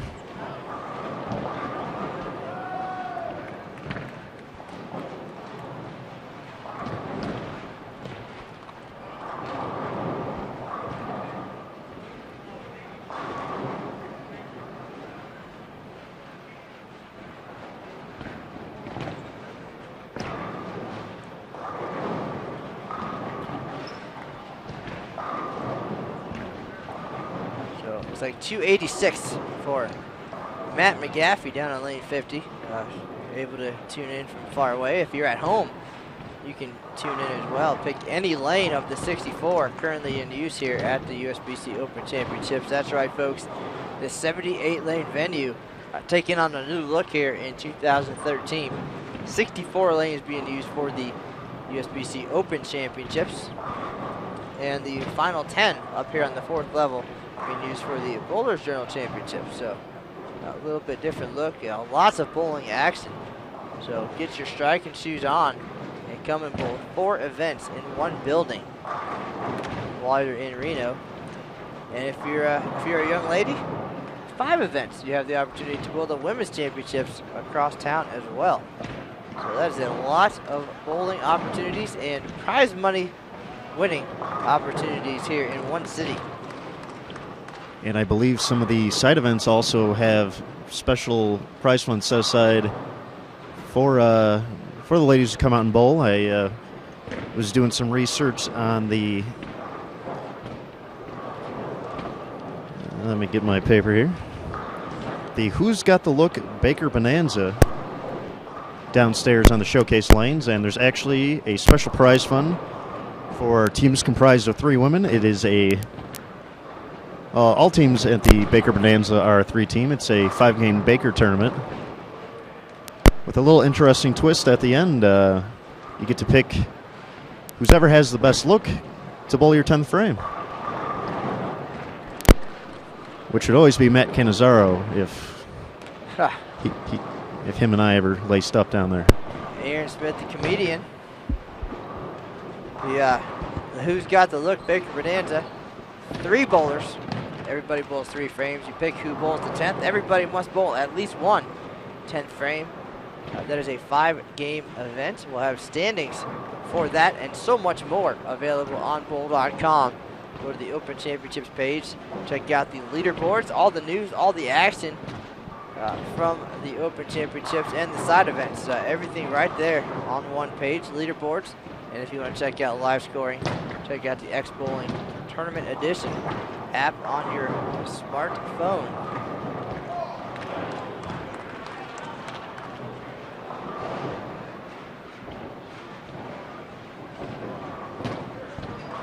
So a little bit of X Bowling chatter in the chat room here on our live stream broadcast.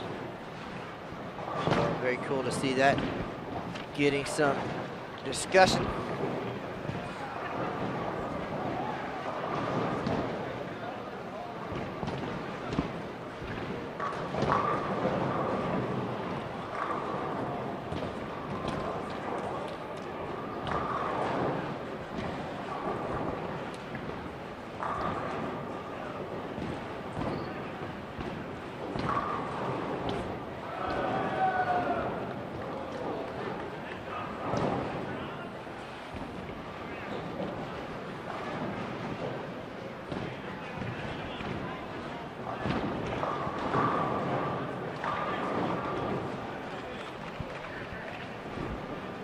One more exciting feature that we'd like to talk about, if you're interested in joining us here in Reno this year, is a very cool promotion through mybowlingvacation.com, the official travel site of USBC. You can find links to that all over bowl.com. And banner ads on the Open Championships page as well. But the benefits there is that if you stay at one of the presenting sponsor and headquarter hotels here in Reno, and you book through mybowlingvacation.com, if you stay for 3 nights, you will receive 1 free entry to our 900 Global 2-game challenge. That's a $40 value simply for staying at the hotels you were going to stay at anyway, but booking through mybowlingvacation.com, your one-stop shop for all of your travel needs as you head to all of our great championship events. So check that out, mybowlingvacation.com. You can find links to that all over bowl.com and earn a free entry into the side event. So it's a win-win. That's a nice deal there, Matt.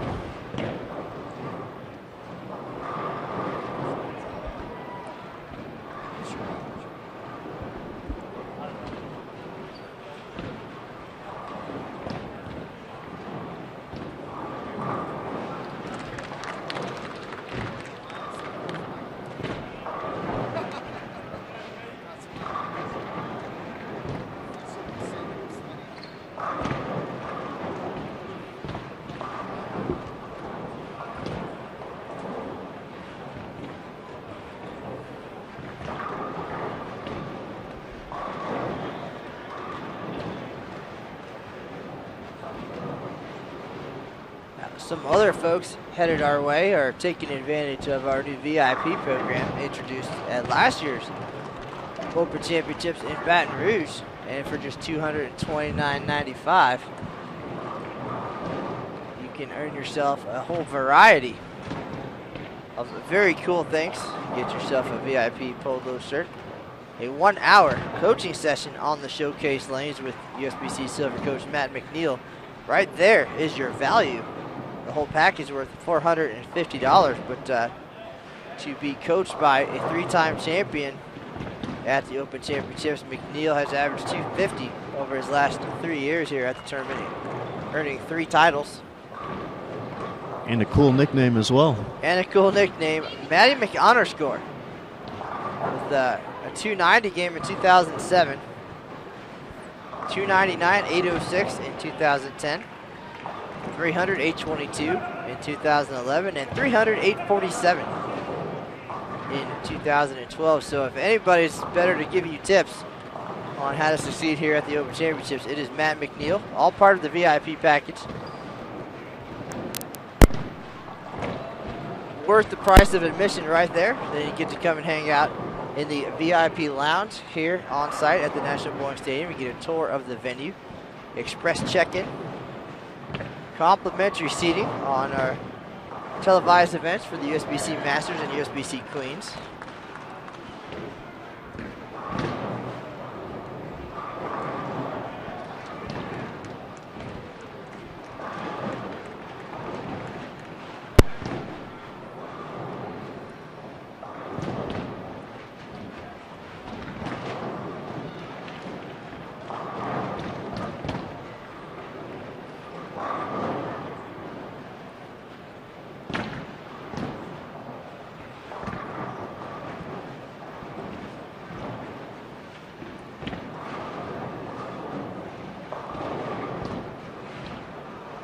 And as a VIP, you also get a VIP photo package, VIP locker access, VIP credentials, $25 discount on Bowling Ball Express each way. That is a sizable opportunity to ship your equipment to and from the Open Championships.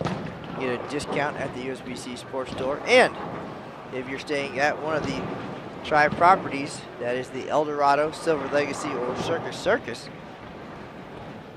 and you sign up in advance, you receive a $20 food credit and a $25 drink credit.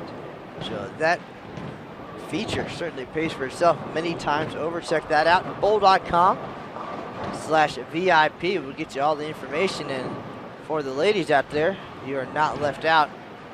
That also will be available for the Women's Championships. So check it out. There's a lot of exciting stuff there, Matt. Hopefully a lot of our bowlers will take advantage of that. And to top it all off, the VIP office is right by our office, so feel free to stop on in, say hello, ask Matt for an autograph or two. That's right. I think that would make the whole thing worthwhile. Last year, we actually shared an office space with the VIP lounge. Had the opportunity to meet a lot of great bowlers, show off our fantastic facility in Baton Rouge, and always glad to say hello. And if you're curious about the comings and goings of anything USBC related, you can find out more about that on Facebook or Twitter. And on Facebook, you can check out the Sport of Bowling USBC, or my very own fan page. Believe it or not, this guy has a fan page, Matt Canizaro USBC, and all the great insider information and some different cool things from behind the scenes here at the Open Championships all over Facebook. There's also a USBC Open and Women's Championships group. Give you a chance to chat with some other bowlers who might be headed this way. Perhaps can offer some insight or to find a sub if you're down a player for this year's event.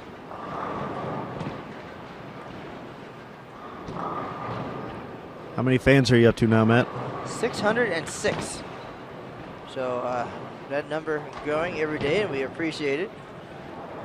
And hopefully we'll have more to offer from behind the scenes here at the National Bowling Stadium. As the year progresses, 2 great events in one city. A lot of side events, a lot of action. So hopefully we can offer and entertain folks.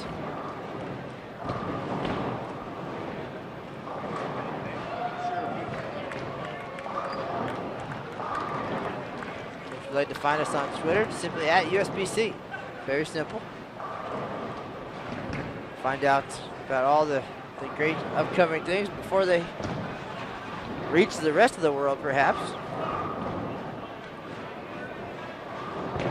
Technology is a great thing.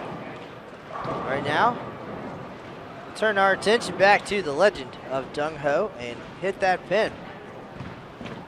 So Dung Ho, 969, 1023. So as promised, a talented group of bowlers chasing the number right now, 30-38. Currently leading the team event. We knew these guys would be contenders. They certainly made a statement last year in Baton Rouge.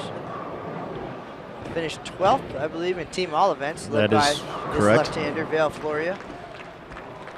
So a lot of strikes on the board here in game 3. They're making a run at it for sure. They certainly are. It looks like especially Villarreal and Monguillo in the 4 and 5 hole have looks like they've been working together very well. It seems like they've been around the same part of the lane. Monguillo hasn't made a ball change, it appears. He's stuck with the same ball, a shinier piece, whereas Villarreal went from a strong, shiny pearl that he dulled down. Looked like a pin down drilling as well. He kind of hung around with that for the first 2 games before making a ball change here in the 3rd game, and both of them have the front 3 strikes to begin. Normally we do a little bit better job with the homework of chatting with the players prior to hitting the lanes to find out exactly what they're throwing. This opportunity, a good one to see where on the lanes they are playing and getting a good reaction. Of course, we can tell ball surface from here, and of course some balls stand out to a point where we can tell you exactly what they are. But from our viewpoint, offering the best we can, especially in this initial broadcast for the year, so everything's working smoothly, so we're in good shape. Our next broadcast coming up later this week. Sunday, Sunday, Sunday. Sunday fun day, so everybody should be home relaxing and have an opportunity to turn on bowl.com. We're going to see former PBA standout Curtis Odom. Shot the first 300 game of the year in 2011 here at the National Bowling Stadium. Curtis, again, very talented, out of Michigan, and we'll have him on at 2 p.m. Eastern for his doubles and singles. That's 11 a.m. here on the West Coast. Our brand new schedule, the second doubles and singles squad of the day. Every squad this year on fresh oil. So we'll see Curtis attack the lanes on that 39-foot oil pattern, and we'll sit down and talk to him. I already saw him in the building today, and we're going to sit down and see what he learned. He's out here watching this team squad, trying to get a handle on what's going to work as well. We'll talk to him. We'll talk about his equipment selection, how he's going to handle the 2 different patterns, and we'll have all of that insight and more on Sunday afternoon for those of you on the East Coast, and Sunday morning for those of you in the West. Curtis Odom, PBA standout, certainly going to put on a good show. That will be our first look at the doubles and singles lane condition here at the Open Championships right now. Here's another look at Michael Villarreal, looking for 4 in a row here in game number 3. He shot 238, 213. He's been solid all day. And he trips the forward for the 4-bagger. The righty's best friend, Matt. Trip 4, Carolyn Dorn Ballard, infamous. Yeah, trip 4. And now Villarreal's teammate, John Monguillo, somebody from back in my college bowling days in the late 90s, Cal State Fullerton. He's stepping up, looking for his chance at 4 in a row as well. Real nice shot, but unfortunately not the result he was looking for there. As the 10-pin stands here in the 4th frame. Monguillo in the pocket all day long. His first 2 games today. 227 and 241. So he is right there throwing great shots, a couple of ring 10s. Otherwise he'd have some big numbers. But this team staring down current leaders, 30-38, the number they're chasing. 9.69 and 10.23. As he misses that spare, so a miscue here in frame number 4. And again, the key to success here, fill frames, make good shots, leave something makeable, minimize errors. So a costly mistake there. We'll see how that pans out as the left-hander Vale Floria steps up on the right lane. His ball of choice, typically a black U-dot. Great shot there from the southpaw. He bowled very well in Baton Rouge last year. It's been off to a slow start here today, but with that strike, hoping to finish out strong. And he said in practicing on this pattern, it was similar for him to last year in Baton Rouge and the last couple of years, and not too much difference, as Eric Pearson alluded to earlier. The pattern is very similar, attackable from different angles, both sides of the lane, and certainly a little more challenging than you'd expect on your league night, which is what it's all about. We're here to crown a national champion at this event, so come here expecting to throw good shots, but certainly you have every opportunity to prepare, whether it's on the showcase lanes or at home or at the Bowlers Journal Championships. And these guys throwing decent shots here in game 3. Scott Potting, the veteran of the group, yet to strike here, however. A couple of spares, a couple of opens as he leaves a 7-pin. And Rich Soudris on the left, also yet to strike. 5 spares to start game 3. Dave Esch there on top of the lineup, spare 4-bagger. So as Eric Pearson said earlier, there's going to be a few more strikes this year on this lane condition. That's just all part of the plan. Certainly want to give everybody a chance to bowl well.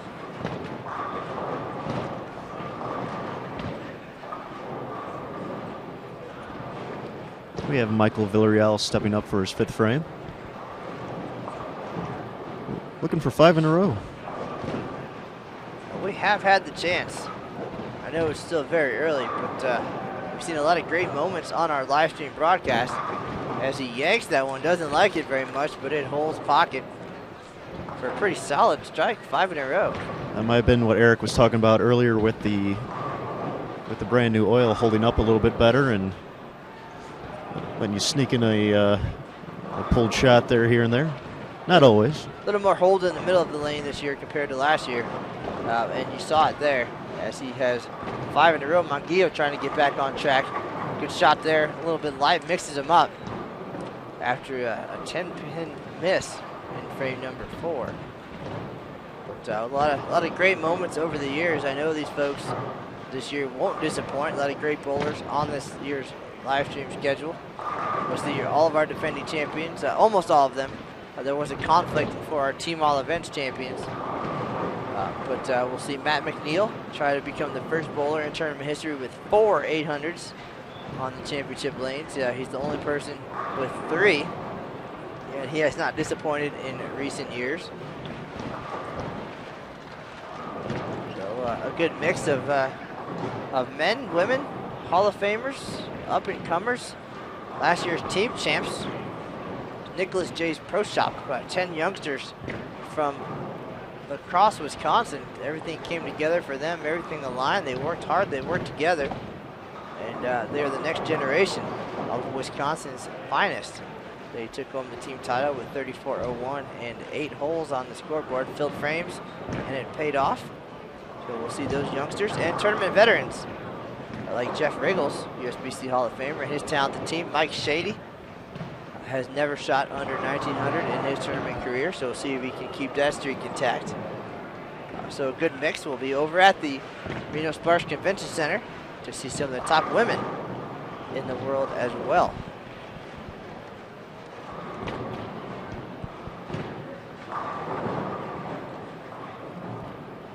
I was going to say a few lanes over to our left. Gary Hagen, I think I'm pronouncing that correctly, will be going up in the 6th frame looking for 6 strikes in a row. from Highland Lanes 4 out of Ottawa, Ohio. And on the next pair, Jeffrey Hederick, also with 5 in a row. So the strikes coming all around us here in game number 3. This is the 3 p.m. team event. Typically on a full day, we'll have team events at 3 and 7. And doubles and singles at 7 a.m., 11 a.m., and 10:30 p.m. Brand new schedule. And as we sit here, Aaron, one of the highlights of my job is the amazing people and bowling folks that we get to meet on an everyday basis. Of course, our everyday bowlers who may not be well known coming in here. Perhaps they make a name for themselves while they're here and find themselves in the spotlight with some success here at the Open Championships. But the opportunity to visit with Hall of Famers, for example, just got a text message from Wendy McPherson, who became the first woman to win a regular division event here at the Open Championships. She won singles in 2006, shot 812, shot 300 that year. Also has a pair of 299 games, and she is tuning in to our live stream broadcast. Just wanted to say hello to her as she took the time to say hello to us. You know, always cool to get the chance to talk to some of your bowling heroes, and I don't know, always gives you a little bit of the butterflies when something cool like that happens. So Wendy, thanks for joining us, appreciate it. Look forward to seeing you out here. But part of what we do is tell the stories. Every bowler who comes through this event likely has a story, and we're here to tell the world about it, whether it's a human interest story or somebody having a career day at the Open Championships, or somebody we already know, like Wendy, stepping up on the big stage with one more resume-enhancing accolade. So always something cool happening here on the tournament lanes. You never know who you're going to run into or who's going to instantly become famous. We talked about Matt McNeil earlier, pretty unknown on the big stage prior to 2010 when he set the all events record here. Now Michael Villarreal trying to get his name in lights as well, stepping up with 6 in a row here. And the strikes all around us, actually, Matt. It's we're seeing a lot of strings right now. The teams are getting comfortable out here, and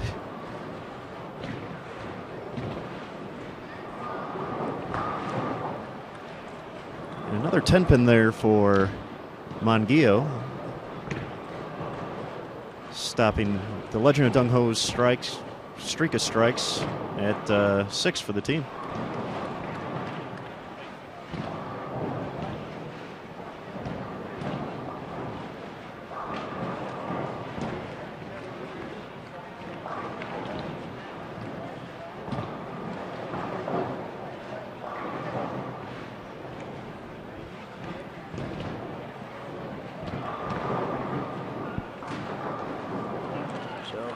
Monguillo picks up that 10-pin no problem after missing one earlier. The battle right now, we're almost a week in to this year's event, have not seen a perfect game yet.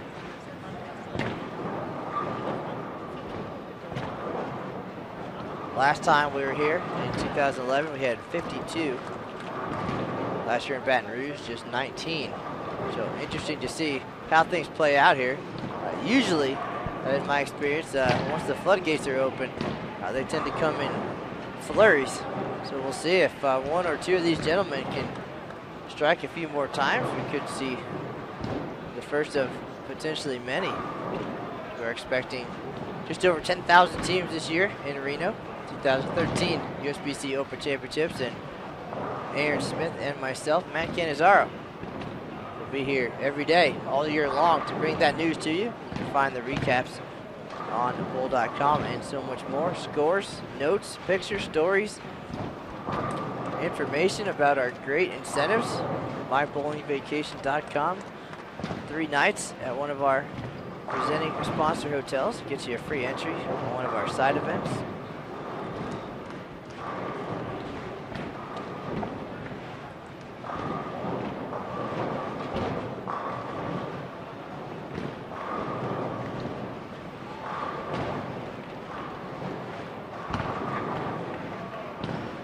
And if you've already bowled here in 2013, or you're thinking ahead like Aaron and I, 2014 registration is open.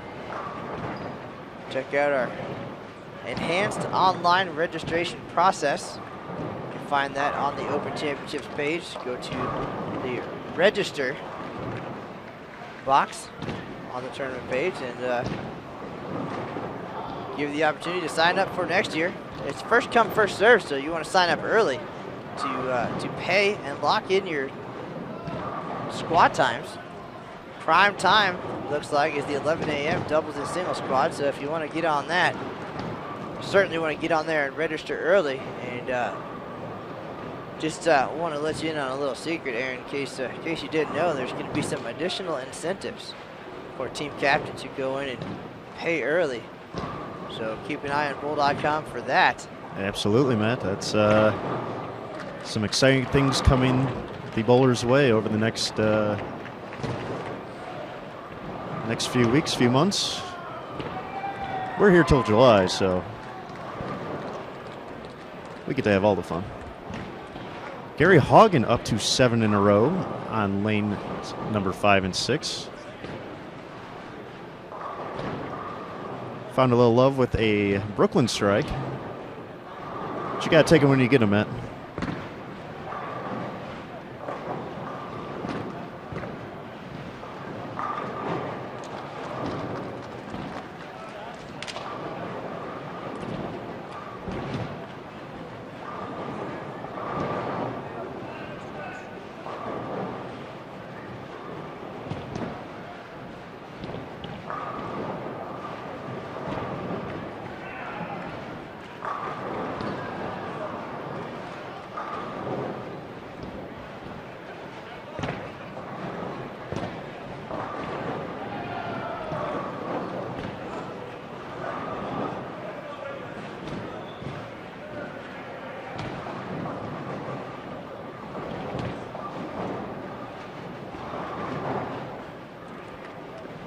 Michael Villarreal has his first miss of game number 3 here. Got that one out to the friction a little bit too soon and left a 3-6-9-10. See if he can clean that up.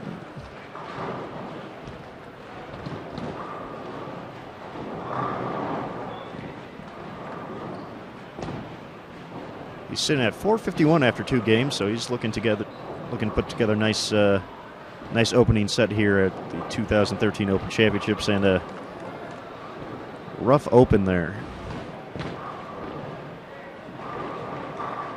Aaron, I feel like there's just so much information surrounding this year's event. There's excitement, there's changes, there's opportunities for prize money, and so much going on. Our boy Gary Hahn over on lane 6 now with 7 in a row, trying to make it 8. So as he progresses, we'll see. Maybe we get the camera over there as he leaves a 10-pin on his 8th shot. So that run comes to an end. Some applause for him. No need to turn the cameras. Boy, we even just talk about moving the cameras, and look what happens. Yeah, we're definitely we're bad luck. But as you know, from hanging out with Eric Pearson, you know, if you're going to shoot 300 here on the big stage, you really have to step up. You have to be able to do it with the cameras on you, all the attention. Eric had that opportunity back in 2009 and came up short. I believe he had the front 10 or front 9? Front 9 or 10. Front 9 or 10, and was not able to perform. I was out there with the camera. Of course, that would have been a huge moment for him and for us. He left a flat 7. He's going to tell the story a little bit differently, no doubt. But of course, with the camera on, he did not come through. Of course, that was my fault for being there. It wasn't because he didn't throw a good shot, but a lot of pressure. I had the front 8 once in Albuquerque, and it is not easy. Squeezed one for sure, went Brooklyn. Almost got lucky, but it didn't happen. But this is the big stage. It's not only the cameras, man, Matt. It's the scoreboards as well. Once you hit up 7, your score changes colors, and all of a sudden everyone around you realizes that you might be doing something special. So all of a sudden you find yourself up there and there's no one else around. Especially here at the National Bowling Stadium, these ceilings are so high, and just the environment is so unique. Again, one of a kind, and we really got to step up and perform. That's why there have only been 751 perfect games in history. Now that doesn't sound that impressive, 110 years, but there have been millions of bowlers through this event over those years. Millions and millions of games bowled, and only 751 perfect games. Tells you how special that is. And you're instantly a celebrity here at the Open Championships, just as if you're able to claim one of the few titles up for grabs here at the tournament. Something that stays on your resume, and you know, every year afterwards when you come to the Open, whether it's a 300 or a title, you know, you get recognized for this accomplishment each year, and that's something not many of us can say. So, well, speaking of celebrities, we do have a couple questions in the chat room, so let's address those while we have the chance. Question was about Jeff Riggles and his Merry Men coming to the Open Championships this year. They are the 2011 regular team champions, also 2005 regular doubles and team all events, so a lot of success there. But we'll give a quick rundown here of some of the folks we're going to see on our live stream broadcast coming up here from Reno. As we said, on March 10th at 2 p.m. Eastern, we're going to see former PBA standout Curtis Odom. On March 18th, 2007 regular singles champ Chip McKee, who works at this event now. He was so impressed as a bowler with what we offer here that he wanted to be a part of it. And so we'll have him on for his doubles and singles on March 18th, followed by the defending regular team champs, Nicholas J's Pro Shop youngsters out of La Crosse, Wisconsin on March 29th, April 3rd. USBC Hall of Famer Leanne Holstenberg. To answer that specific question, Jeff Riggles and his crew will be here May 17th for their team event, 10 p.m. Eastern. If you'd like to check out the rest of the schedule, we'll have that posted easy to find after this on the tournament page. Otherwise, go to the search box on bowl.com, click live stream, or type in live stream, and it'll bring up the option to choose the 2013 live stream schedule. So you can do that. And the other question that I'd like to address is about the point and click webcams. At this point, we have to take those down during a live stream broadcast. So we did put a note on there explaining that for bandwidth reasons, we can't have all of the cameras going at one time. But as soon as we're done here today, we'll have those back up. This actually is the last event of the day. As we said, a little bit slower here early on in March. So we're going to close things out here at the end of Game 3. And we'll be back with you tomorrow morning. So you can check out those webcams. Just go to the Open Championships page, click on the webcams box, and you'll have access to those. Right now they are down. Sorry about that. But we are here to watch Legend of Dung Ho and hit that pin. So we want to make sure that we can get that to you as cleanly as possible. And everything seems to be working fine. We appreciate everybody joining us. This is Matt Canizaro and Aaron Smith. Pleasure to be joining you, Matt. For those of you at home wondering what Legend of Dung Ho needs to take over the team lead, barring any other big scores that perhaps have gone outside our vision range here.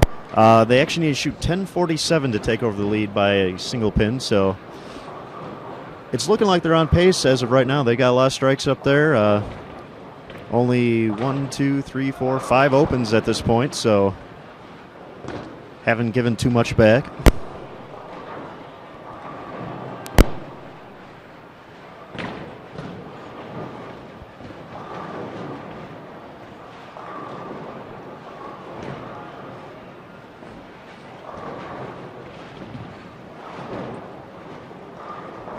Certainly a lot of strikes up there on the scoreboard. 1047, however, a big number any year on any condition, but if Floria has anything to say about it, a great shot there. Strikes few and far between for him, but it comes up big there for 5 consecutive strikes for the legend of Dung Ho. Yeah, it seems like he's struggled a little bit today, a little bit of over-under. Seems for him, a few balls didn't quite make it, a few just ran touch high, so. But he's been grinding it out, and well, his practice partner, Doug Svila, also left-handed now up on the right lane, working on 4 in a row. Looks like he's throwing urethane as well. I wish we knew more about their equipment.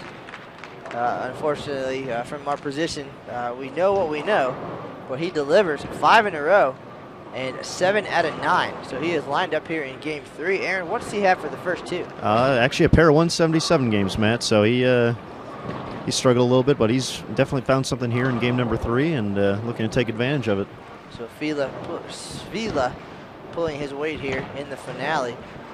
And now Podig struggled early here in game 3. Was working on a 3-bagger. Goes light there, unfortunately. Leaves the 2-8-10. That's very easy to do if you get the ball wide early. Certainly with the lane condition, easy to have that happen. And he's done that once or twice now, I believe, at this point. We've seen Podig leave some form of the 210 there, so. And also part of today's highlights, Wayne Hutchinson, the first of 9 bowlers who will reach 50 years of participation this year in Reno. He is down on 31 and 32. Participating for the 50th time, had a little ceremony earlier today, and Aaron is going to go down and talk to him at the end of today's team event, and we'll have a recap of that on bowl.com for you tomorrow. And it looks like we have another front 7 down there, Matt, on 31 and 2. I believe that's our good friend David Harris. David Harris, our center desk lane monitor here. He has the opportunity to bowl with Mr. Hutchinson on that pair. And we'll keep an eye on that as well. It'd be cool to have the camera over there to see one of our comrades here at the Open Championships, Mr. Harris, in the trenches with us all year long. You can stop by center desk most mornings, say hello to him. Perhaps you can see him on bowl.com tomorrow. Still, of course, a long way to go, but he knows exactly what it means when that scoreboard turns red. So we'll keep an eye on that. And again, if you'd like to follow along at home, you can go to your app store and check out the X Bowling Tournament Edition and follow along right now. Again, that's lane 32. David Harris with the front 7. Will he be the one who rolls the first 300 game of 2013? We will see. We're going to pull that up right now here in the live stream booth. We are behind lanes 9 and 10. So a little ways down there. We'll keep you posted on that. But right now, legend of Dung Ho trying to find their way into the team lead here, as we are also joined by Dana Pauline, who oversees the lane monitors and Bowling Ball Express here at the Open and Women's Championships. So for all of your shipping needs, check out bowl.com/BBE. Get your equipment here safely and easily. Don't have to worry about hassling through the airports, anything like that. One of many conveniences here at the Open Championships. Save your energy for on the lanes, as well as all the other side events here at the National Bowling Stadium. You could bowl all day if you wanted to, Matt. Certainly many opportunities, a lot of prize money up for grabs here, as David Esch wants a little prize money here in the team event with a big shot there, first shot in the 10th. So he is over 200 already, trying to help his team into the cash number, which of course we will have posted periodically throughout the event, the load of cash. They're already at 2,600. A big first strike for Floria starting off the 10th for Legend of Dung Ho. Looking to take over the regular team lead, trying to beat that 30-38 number. certainly in good position. 10:47 though, a sizable number here at the Open Championships. Still trying to pull up Mr. Harris on. Looks like he's still 2 bowlers away before he goes up for his 8th frame. I guess the excitement, the X-Bowling app, a little bit sensitive in the excitements. But here we are. I found lane 32, so we'll keep an eye on Mr. Harris as things develop and see if we'll have a new team leader. Vale Floria, big double, so he's got 3 in a row.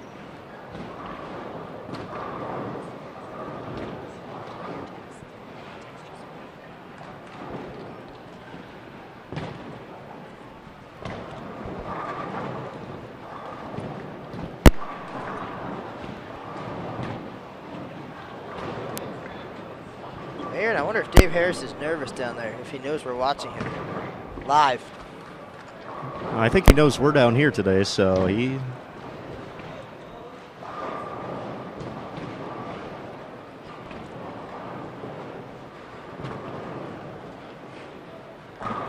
A 2:01 finish for Vale Floria, the leadoff bowler for Legend of Dung Ho, as they trying to put themselves in the top spot. That's a pretty solid effort for Floria after the way this game started, the way this day started. They grinded out a 181, 189 before finishing with 2:01 here. Let's see if Svila can finish strong. There's a great shot there. That one just walked right into the pocket for 6 in a row. So these two guys, again, it looks like they're both throwing urethane, and they are practice partners for many years now. Practiced on this pattern recently. And in game 3, things coming together. So Svila, possible. 266. Working on 6 in a row, looking for 7. It's a big shot here. These guys at 900. Effortless for the left-hander, putting his team in position. So only need 10:47. These guys are gonna get most of that, just the first 2 bowlers. Yeah, 2 big doubles to start off there, Matt. And Dave Harris looks like down in lane 32 with a 9 spare in the 8th frame. So his bid for 300 over as well. Nice run, David. I'm assuming we'll see him tomorrow morning for doubles and singles. Perhaps his other 2 games just as solid. Svila finishes with an 8-bagger for 266. So these guys plus 67 after 2 bowlers. If everybody else can follow suit, Aaron's going to have his work cut out for him. Seems like it. We've got the camera somewhere, I believe. It's still right here from taking pictures of Mr. Hutchinson's special day for 50 years. So I'll have the opportunity, it looks like, to talk to our new team leaders if they can finish strong here. Aaron will go down and talk to Mr. Hutchinson. So we'll have all kinds of great news on bowl.com tomorrow. So the excitement already unfolding here at the Open Championships. It's only 1 weekend, 125-day event. So it's going to be another exciting one.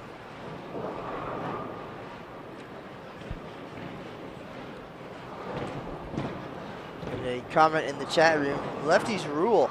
I can't really argue with that. I get the look from Aaron. Had fun watching these 2 left-handers today. Give me something to work on when I go practice. I think you have to drop a urethane ball first, Matt.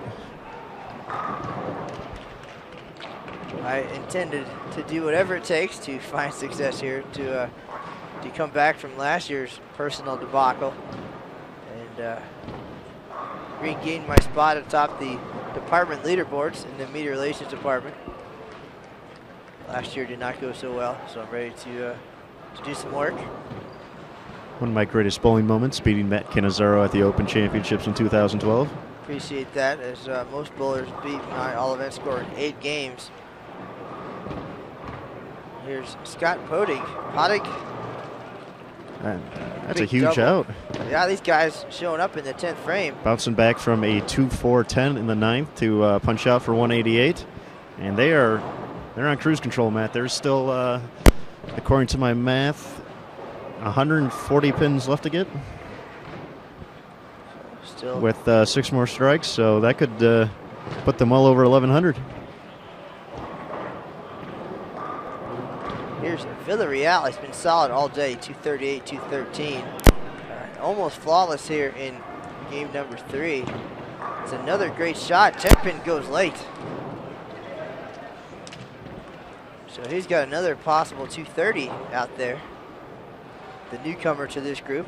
Only has one event under his belt back in 2007 here at the National Bowling Stadium.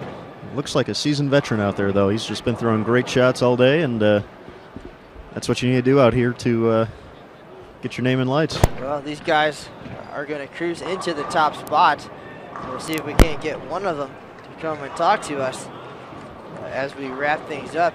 And Aaron heads off to see Mr. Hutchinson. I'll chat with these gentlemen and then pack up all of this gear. Shot goes high, so 3.610. So that'll put him right in the 220s.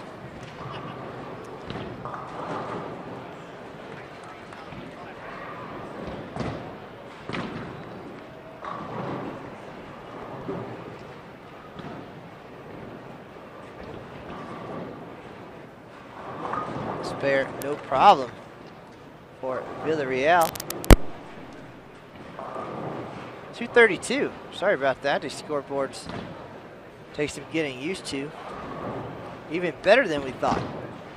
201, 266, 188, 232. So that's 30-25. And Monguillo working on a double. Gonna step up here in the 10th. He's the anchor for a reason, no doubt. Throws a great shot. Never a doubt. And just like that, the legend of Dung Ho once again finds themselves at the top of the leaderboard. So these guys, they bowl early. They bowl because they love it. And now, that's the prize check they were looking for. I'm going to guess that they'll be almost 3,100 here in a second. So, got to feel pretty good about that. Absolutely.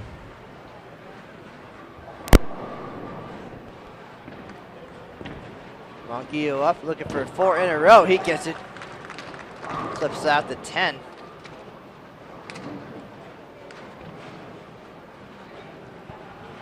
He's going to have himself a nice set as well. 30-85 with 1 shot to go. Very solid team effort, and of course they left some pins out there, as we know, but a lot of strikes up on the scoreboard. So they can be the first team to crack 1,100 as well as 3,100.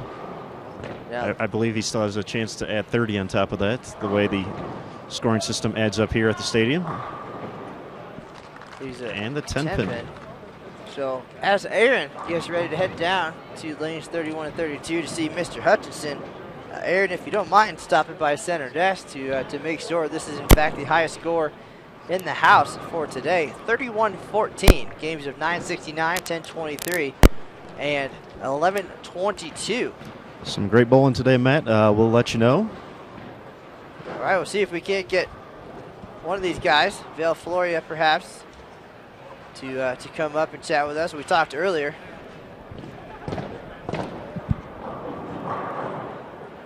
And Aaron's gonna head down that way. Just try to get somebody's attention before we close things out for the day.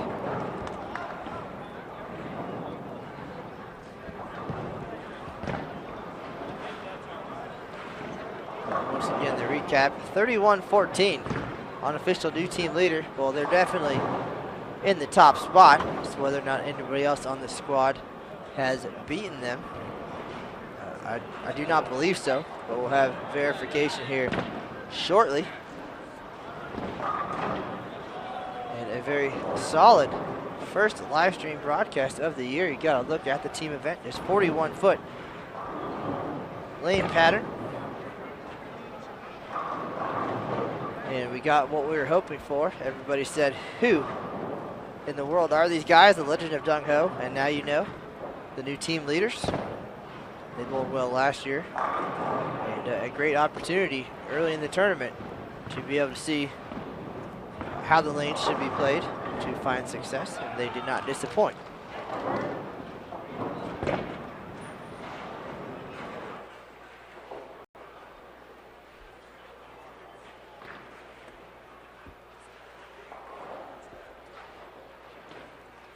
So we'll try to get their attention. Otherwise, we're gonna